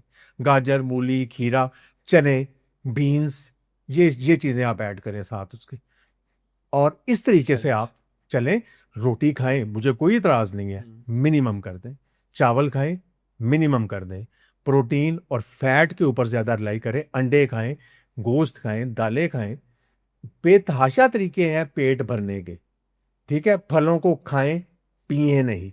और फल भी सर, मैं आपकी बात काट रहा हूँ, फल भी कहते हैं कि जो बहुत मीठा हो वो नहीं खाना चाहिए, थोड़े से फल में भी सोचना चाहिए कि क्या खाना चाहिए। अंगूर, खजूर और केला, ये 3 फल ऐसे हैं जिनका ग्लाइसीमिक इंडेक्स क्या है कि उस फल के अंदर आपके ब्लड में शुगर को तेजी से ऊपर लेके जाने की कितनी सलाहियत है। ये बहुत मीठे हैं, ये कम ले लें। सेब सबसे अच्छा है, अमरूद बहुत बेहतरीन है, तरबूज और ये जो काटने वाले फल हैं खरबूजा वगैरह, ये बस इतने खाएं जो कि एक छोटी सालन की प्याली में आ जाए। ठीक है। तरबूज खाएं तो वो बड़े बड़े पीस नहीं खाने। लोगों का ख्याल है इसमें पानी है, इसका ग्लाइसेमिक इंडेक्स बहुत ज़्यादा है, ग्लाइसेमिक लोड भी ज़्यादा है। फाइबर है लेकिन साथ कार्बोहाइड्रेट्स बहुत ज़्यादा है इसके अंदर। मैंगो खाने पे किसी किस्म की पाबंदी नहीं है। याद रखिए, मॉडरेशन या इतदाल इज़ द की। हम 5 आम ना खाएं, हम एक अच्छा सा आम खा लें और उसको भी खाने के साथ हम रखें। फाइबर लें, तरतीब ऐसे बनाएं, पहले फाइबर लें, फाइबर लेने के बाद आप अपनी प्रोटीन्स लें, एंड पे कार्बोहाइड्रेट्स लें, आम को एंड पे लें, ठीक है जी। फाइबर खा लिया, पहले सलाद। आपने देखा, हालांकि इस चीज़ का होटल्स वालों को पता नहीं है, लेकिन आप किसी भी होटल में चले जाएं, सबसे पहले आपके सामने सलाद की प्लेट आती है। पहले लाके रख देते हैं सब। उनको नहीं पता इस बात का, लेकिन this is the most healthiest. और आप याद करें कि जब तक खाना नहीं आता आप उसमें से गाजर मूलियां उठा के खाते रहते हैं ना। This is the most healthiest way of eating. ये फाइबर जा रहा है, घर में भी पहले ये काम कर लें। तरतीब ये बनाएं, fibre first, then proteins, carbohydrate in the end. चावल भी एंड पे इसी तरह खाएं, रोटी भी एंड पे ले जाएं। आप सैलेड खा लिया, अब जो आपके सामने सालन है वो खाएं चम्मच के साथ। आपकी 50 से 60% भूख तो इधर खत्म हो गई।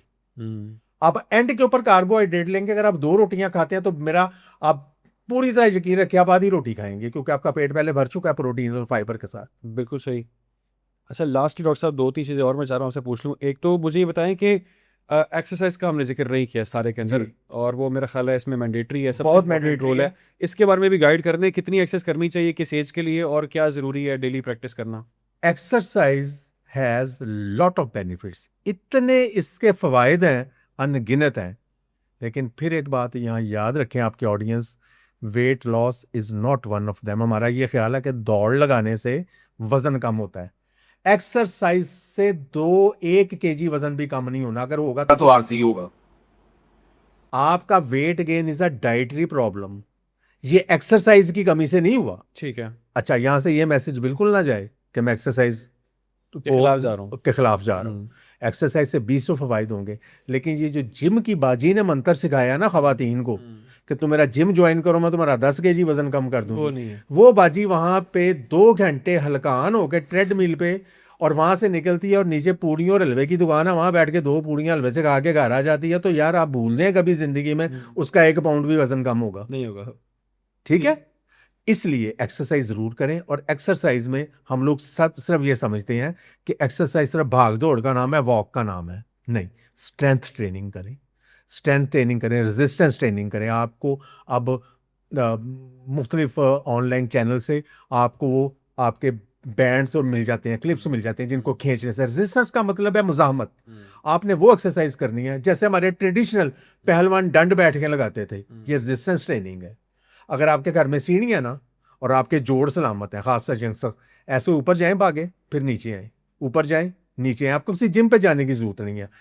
5 या 10 किलो के डंबल रख लें घर में, वो उठाएं, छोटे छोटे वो रखे हैं सर, वो पीछे हाँ रखे जी वो रखें, उसके साथ मसल को डेवलप करें। आपको रबड़ स्ट्रैप्स मिल जाते हैं, आप लेट के अपने पैरों में डाल के उनको खींचने वाली एक्सरसाइजेज हैं, ये करें। आप आपको मसल्स को यूज करें। आपने मसल स्ट्रेंथ बढ़ानी है। ठीक। अगर आपका मसल, ये जो आपका डोला है ना, अगर मिसाल के तौर पे 8 इंच का है, आप इसको 10 इंच का कर दें, आपकी शुगर 10 साल आपसे पीछे चलेगी।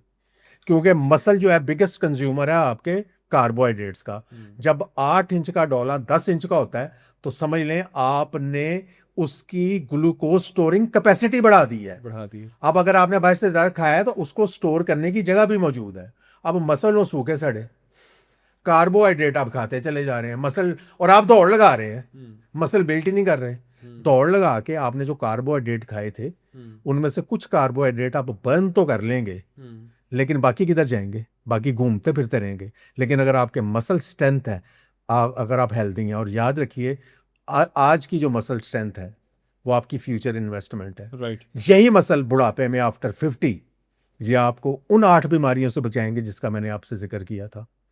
आप देखें, और ये मसल बिल्डिंग के लिए को आपने बॉडी बिल्डर नहीं बना, वो हमारे बुजुर्ग जो लंबा चल नहीं सकते, जिनके घुटने काम नहीं कर सकते, या बैठ के कुर्सी के ऊपर ये या डंबल तो कर सकते हैं। Very right. ठीक है जी। अच्छा, इसमें एक चीज़ मैंने आपसे ऑफ द रिकॉर्ड पूछी थी कोलेस्ट्रॉल के हवाले से, और मेडिसिन कोई ख़ास फ़ायदेमंद नहीं है कोलेस्ट्रॉल के अंदर अगर आपका लिपिड प्रोफाइल जी के अंदर बहुत ज़्यादा? फायदेमंद इसलिए है कि चूंकि साल से मरीज के जहन में ये बात डाल दी हुई है कि हाई कोलेस्ट्रॉल से हार्ट अटैक हो जाता है। तो फ़ायदेमंद इसलिए है कि ये पेशेंट की एंजाइटी को कम कर देती हैं, क्योंकि तेज़ी के साथ कोलेस्ट्रॉल को नीचे ले आती हैं। कोलेस्ट्रॉल का नंबर बेहतर हो जाता है, पेशेंट की एंजाइटी कम हो जाती है। चलिए आज आपको इंटरनेशनल रिसर्च बता रहा हूँ जो कि बड़ी शॉकिंग होगी। मेरे वो तमाम डॉक्टर दोस्त जो देख रहे हैं, इसका पूरा एविडेंस मौजूद है, वरना मेरे से कॉन्टैक्ट कर लें, मैं उनको दे देता हूँ। आपका वो मरीज़ जिसको हार्ट अटैक हुआ था, उसकी ओपन हार्ट सर्जरी हुई है। बड़े गौर से आपने बात सुननी है। ओपन हार्ट सर्जरी हो चुकी है। हाई कोलेस्ट्रॉल का वो पेशेंट था। अब ओपन हार्ट सर्जरी हो गई तो अब वो और क्या होना है? ये मैक्सिमम है ना। या ऐसा मरीज जिसको स्टेंट डाल चुके हैं, उसका कोलेस्ट्रॉल हाई होता है। अगर वो 5 साल लगातार 5 साल दुनिया की बेस्ट स्टैटिन मेडिसिन जो कि कोलेस्ट्रॉल लोअरिंग मेडिसिन है, 5 साल हार्ट अटैक के बाद लगातार खाए, जो हमारे कार्डियोलॉजिस्ट दोस्त कहते हैं कि अगर ये तुम नहीं खाओगे तो मर जाओगे या अगला हार्ट अटैक हो जाएगा। अगर ये 5 साल लगातार खाएं, मेरा आपसे क्वेश्चन है, एनी आइडिया, रफ आइडिया, आपके ख्याल में उस पेशेंट की लाइफ कितने महीने कितने साल बढ़ेगी? Sir no idea. Any idea? कोई गेस करें कि आपका पेशेंट, उसको हार्ट अटैक हुआ था, उसके हार्ट के डॉक्टर ने उसको कोलेस्ट्रॉल की दवा दी कि ये खाओ वरना तुम्हारा प्रॉब्लम बढ़ जाएगा और तुम्हारी जिंदगी के लिए ज़रूरी है। अगर वो लगातार 5 साल खाएगा, आपके ख्याल में उसकी ज़िंदगी में कितना इजाफा होएगा बनिस्बत उस बंदे के जो कोलेस्ट्रॉल की दवा नहीं ले रहा और उसका कोलेस्ट्रॉल हाई है? 5-10 साल। 5-10 साल। Are you ready to listen the answer? Yes please. 4 days। इजाफा होगा। 4 दिन का इजाफा होगा। How sir? रिसर्च है, इंटरनेशनल रिसर्च है, कि जो लोग कोलेस्ट्रॉल से डर के कोलेस्ट्रॉल की दवाइयां खाते रहते हैं, और मैंने तो उनकी जिक्र की है जो कि हार्ट अटैक जिनको हो चुका था, जिनको स्टेंट डले हुए हैं, जिनका जो है आपकी ओपन हार्ट सर्जरी हुई है, अगर वो लगातार स्टैटिन खाते रहेंगे तो उनकी जिंदगी में सिर्फ 4 दिन का इजाफा होगा। टोटल जो अलामिया ने लिखी है, हमें नहीं पता कितनी है। Got my point? तो अगर वो ना खाएंगे तो 4 दिन कम जी लेंगे, उससे क्या होगा? और ये जो 4 दिन गुजरने हैं शदीद बॉडी की दर्दों के साथ, शदीद नकाहत और कमज़ोरी के साथ, क्योंकि जो कोलेस्ट्रॉल लोअरिंग दवाइयाँ हैं, आपकी बॉडी के अंदर एक सेल के अंदर एक स्ट्रक्चर है, इसको माइटोकॉन्ड्रिया कहते हैं, जो कि एनर्जी प्रोड्यूसिंग फैक्ट्रीज हैं। जब ये कोलेस्ट्रॉल को लो करता है तो उस एंजाइम को भी लो कर देता है जो कि बॉडी में एनर्जी प्रोड्यूस करती हैं।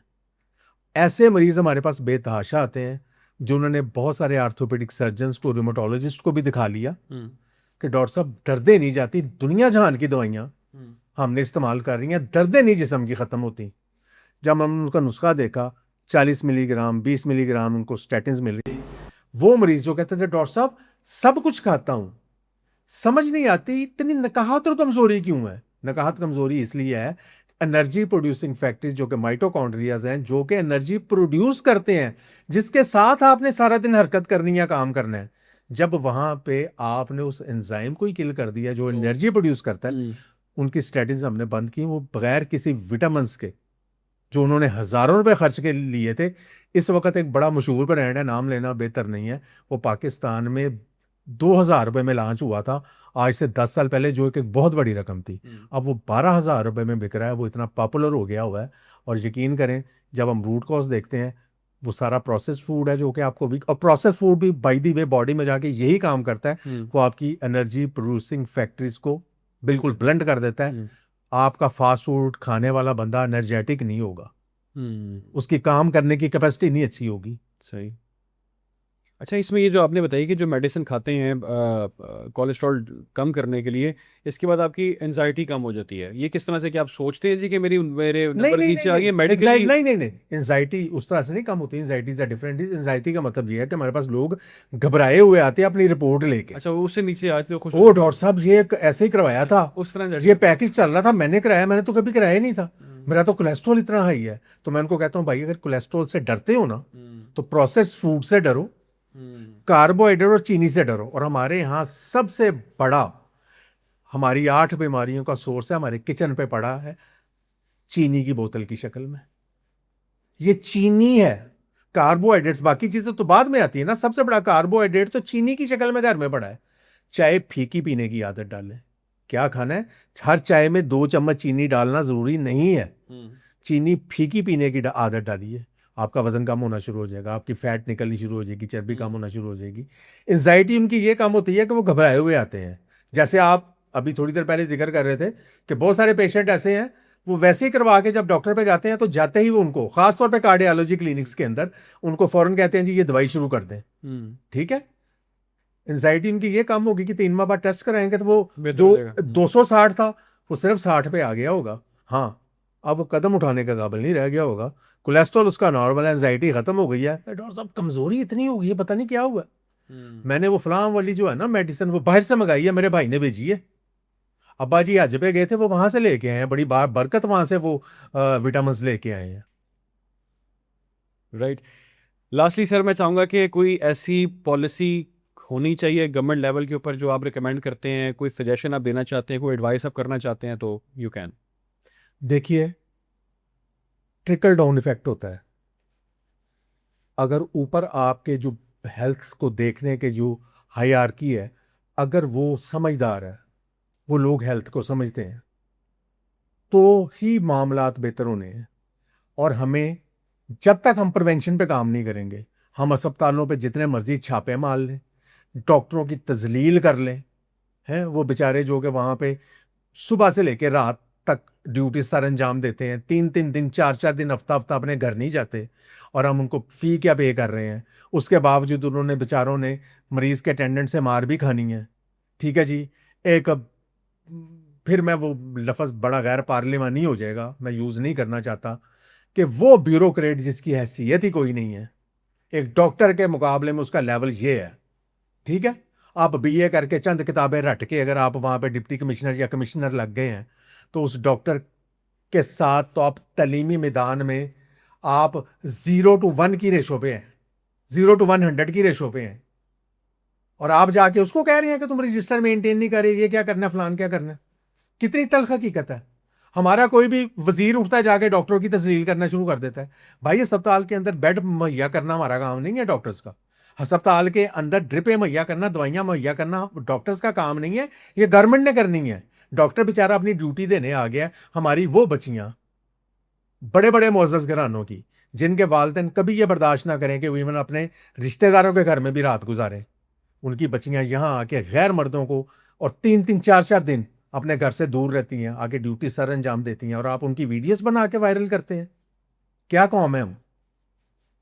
करने के काम ये हैं कि हेल्थ एजुकेशन प्रोग्राम लॉन्च करें, यूनिवर्सिटीज़ के अंदर, कॉलेजेस के अंदर, डॉक्टर्स को, एक्सपर्ट्स को लेकर के जाएं, वहाँ से वेंडिंग मशीनें उठवाएं, उनके अंदर से कैंटीन से जंक फूड उठाएं, बच्चों को ये आदत डालें कि अपना खाना घर से लेकर के आए। आप ये जो आए दिन आपके ये जो हर एक नया से नया फास्ट फूड की आप यहाँ पे जो एज फ्रेंचाइज लॉन्च कर रहे हैं, कॉफ़ी शॉप्स लॉन्च कर रहे हैं, केक्स लॉन्च कर रहे हैं, खुदा के लिए इसके ऊपर कोई एक कैप लगाइए, इसके लिए कोई कट ऑफ लगाइए। अदरवाइज आप इसी तरह मरते रहेंगे, अस्पतालों में जाते रहेंगे। जी हम तो अच्छा भला मरीज उठा के घर से लाए थे, ये डॉक्टरों ने मार दिया। कौन सा डॉक्टर है जो सुबह घर से ये निकलता है सोच के कि आज मैंने 2 मरीज मार के आना, ठीक है। और दूसरी बात, अगर वो अच्छा भला था तो अस्पताल करने के आया था, वो घर पे ही रहता अपने।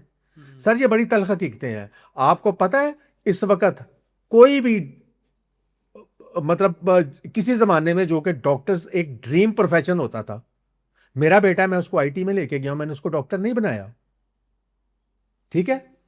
मुझे पता है there is no future whatsoever for the doctors in this country जब तक हम आप डॉक्टरों को तहफ़्फ़ुज़ नहीं देंगे, उनकी माली मुश्किलात का अजाला नहीं करेंगे। आपका एक डिप्टी कमिश्नर कितनी तनख्वाह लेता है और आपका एक डॉक्टर कितनी तनख्वाह लेता है पोस्ट ग्रेजुएशन करने के बाद? कभी कंपैरिजन किया आपने? बहुत से डॉक्टर बाहर जा रहे हैं पाकिस्तान छोड़ के। सर पाकिस्तान के अंदर कहते रिजाल आने वाला है, ठीक है। आज वो जो पुरानी लौट बैठी हुई है, जिनको हम फैमिली फिजिशियंस या गली मोहल्ले के डॉक्टर कहते हैं, जिनको छोटे डॉक्टर कहते हैं, जिस दिन ये डॉक्टर्स भी खत्म हो गए, आपके यहां पे आपको देखने वाला कोई नहीं रहेगा। क्या आपके मुल्क की मुआशी हालत इतनी अच्छी हो गई है कि हर बंदा स्पेशलिस्ट के पास चला जाए? आपने अपनी प्राइमरी हेल्थ केयर को स्ट्रेंथन नहीं किया।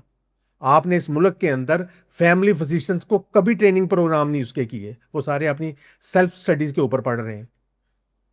आपने कभी भी ग्रास रूट लेवल के ऊपर चीजों को ठीक करने की कोशिश नहीं की।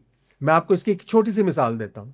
हमारे तमाम कार्डियोलॉजिस्ट को यह पता है, कार्डियोलॉजिस्ट को पता है, हुकूमत को नहीं पता। तमाम कार्डियोलॉजिस्ट जो हार्ट के डॉक्टर है पता है कि शुगर के 70% मरीज हार्ट अटैक से मरते हैं। कितने? 70%? जी, 100 में से 70 शुगर के मरीज हार्ट अटैक से मरते हैं। पंजाब इंस्टीट्यूट ऑफ कार्डियोलॉजी में और किसी भी इंस्टीट्यूट ऑफ कार्डियोलॉजी में डायबिटीज का शोबा ही नहीं है। इसकी क्या रीजन है सर? रीजन आप उन ब्यूरोक्रेट से पूछें। आपको क्या लगता है? नहीं, आप 70% है तो फिर तो उसके ऊपर होना आप चाहिए। उन हॉस्पिटल्स के जो करता धरता है उनसे पूछें कि उन्होंने जब 70% लोग डायबिटीज से मरते हैं तो इतने बड़े हॉस्पिटल के अंदर एक छोटा सा डायबिटीज का शोबा बनाना कोई मुश्किल बात है जो वहां पे लोगों को बैठ के उनकी शुगर कंट्रोल करे? लेकिन बड़ी माजरत के साथ, अगर शुगर कंट्रोल हो गई, लाइफस्टाइल अच्छे हो गए, ओपन हार्ट सर्जरी फिर कैसे होंगी? लाखों रुपए के स्टेंट कैसे डलेंगे? ये एक और चीज है, मुझे उस तरफ ना लेकर के जाइए। सर मैंने आपको लेके जाना किसी ने हाँ इस तरफ जी, भी। मैंने उस मुझे प्लीज उस तरफ क्योंकि ना लेकर जाइए, क्योंकि ये एक बात किसी और तरफ चली जाएगी। सिर्फ ये है, मैं अपने तमाम दोस्तों से, चाहे वो ब्यूरोक्रेसी में है, चाहे हुकूमत में है, चाहे डॉक्टर्स हैं, चाहे मरीज हैं, किसी भी शोबे में है, खुदा के लिए अपनी जिंदगी गुजारिए यौम आखिरत में एहसास जवाबदही के साथ। Very true. एक दुनिया ये है, लेकिन जब वहां पे आपने वाइवे देने हैं ना, वहां पे फरिश्तों के पैनल ने जब आपसे वाइवे लेने हैं और जब आपसे पूछना है कि आप जिंदगी में क्या करते रहे, आप ये सारे वाइवे भूल जाएंगे दुनिया के जो दे के और जो बड़े बड़े एग्जाम दे के आप डॉक्टर बने हैं। उस इम्तिहान को आप फेस नहीं कर पाएंगे। और जिस दिन ये एहसास जवाबदही हमारे अंदर आ गया ना, सारी चीजें ठीक हो जाएंगी। अगर शुगर के मरीजों को आपने हार्ट अटैक से बचने से, मरने से बचाना है, तो खुदा के लिए अपने अस्पतालों में डायबिटीज प्रिवेंशन प्रोग्राम शुरू करिए। डायबिटीज ट्रीटमेंट का शोबा अलग रखिए, डायबिटीज प्रिवेंशन का शोबा अलग रखिए। जिनको हो चुकी है उनका इलाज करते रहें, जिनको नहीं हुई उनको बचाएं। बिल्कुल, ये अब आपकी और ये इसके लिए कुछ नहीं चाहिए, प्रिवेंशन में कुछ नहीं चाहिए। गवर्नमेंट सिर्फ 2 कमरे प्रोवाइड कर दे और वहां पे अहल लोगों को लगा दे जो सुबह से लेकर शाम तक ये काम करें कि इस बंदे को शुगर होने से बचाना कैसे है। बिल्कुल राइट इन्फॉर्मेशन लोगों तक पहुंचनी चाहिए, राइट ट्रेनिंग प्रोग्राम्स होने चाहिए। और मैं आपकी जितनी सारी बातें सुनी हैं, मैं बहुत सारे और सवालात हैं वो फिर मैं चाहूँगा किसी और नशिस्त में रखें, किसी और सेशन में रखें, क्योंकि ये एक लंबा एक प्रोग्राम है। इस पर बात अगर हम करें, डॉक्टर साहब thank you so much for your time. मैं आपको ज़रूर ज़हमत दूंगा और मैं चाहता हूँ कि जो सोच आपने हम तक पहुँचाई है, बहुत सारे लोग हमें देख रहे हैं ये तमाम चीज़ें इसमें से अगर किसी ने कोई एक भी चीज़ पिक कर ली है, मैं चाहता हूँ कि मैं अपनी समझ के मुताबिक, अपनी सोच के मुताबिक जो क्वेश्चंस मेरे माइंड में थे वो मैंने डॉक्टर साहब से पूछे हैं, उन्होंने बड़ा अच्छा उसको एक्सप्लेन किया है। अगर कोई चीज़ आप जानना चाहते हैं, मैं हर पॉडकास्ट के एंड में ये बात करता हूँ कि आप हमें कमेंट कर सकते हैं, ईमेल कर सकते हैं, रब्ता कर सकते हैं। आपका जो भी कंसर्न होगा, जो भी क्वेश्चन होगा, मैं डॉक्टर साहब को ज़रूर ज़हमत दूंगा, तंग करूँगा, उनसे पूछूंगा और उसको हम एक नए पॉडकास्ट में किसी और सेशन में डिस्कस करेंगे। डॉक्टर साहब, once again thank you so much. Thank you very much जी। अपना ख्याल रखें, दुआ में याद रखें। शुक्रिया। हाफिज़। खुदा हाफिज़।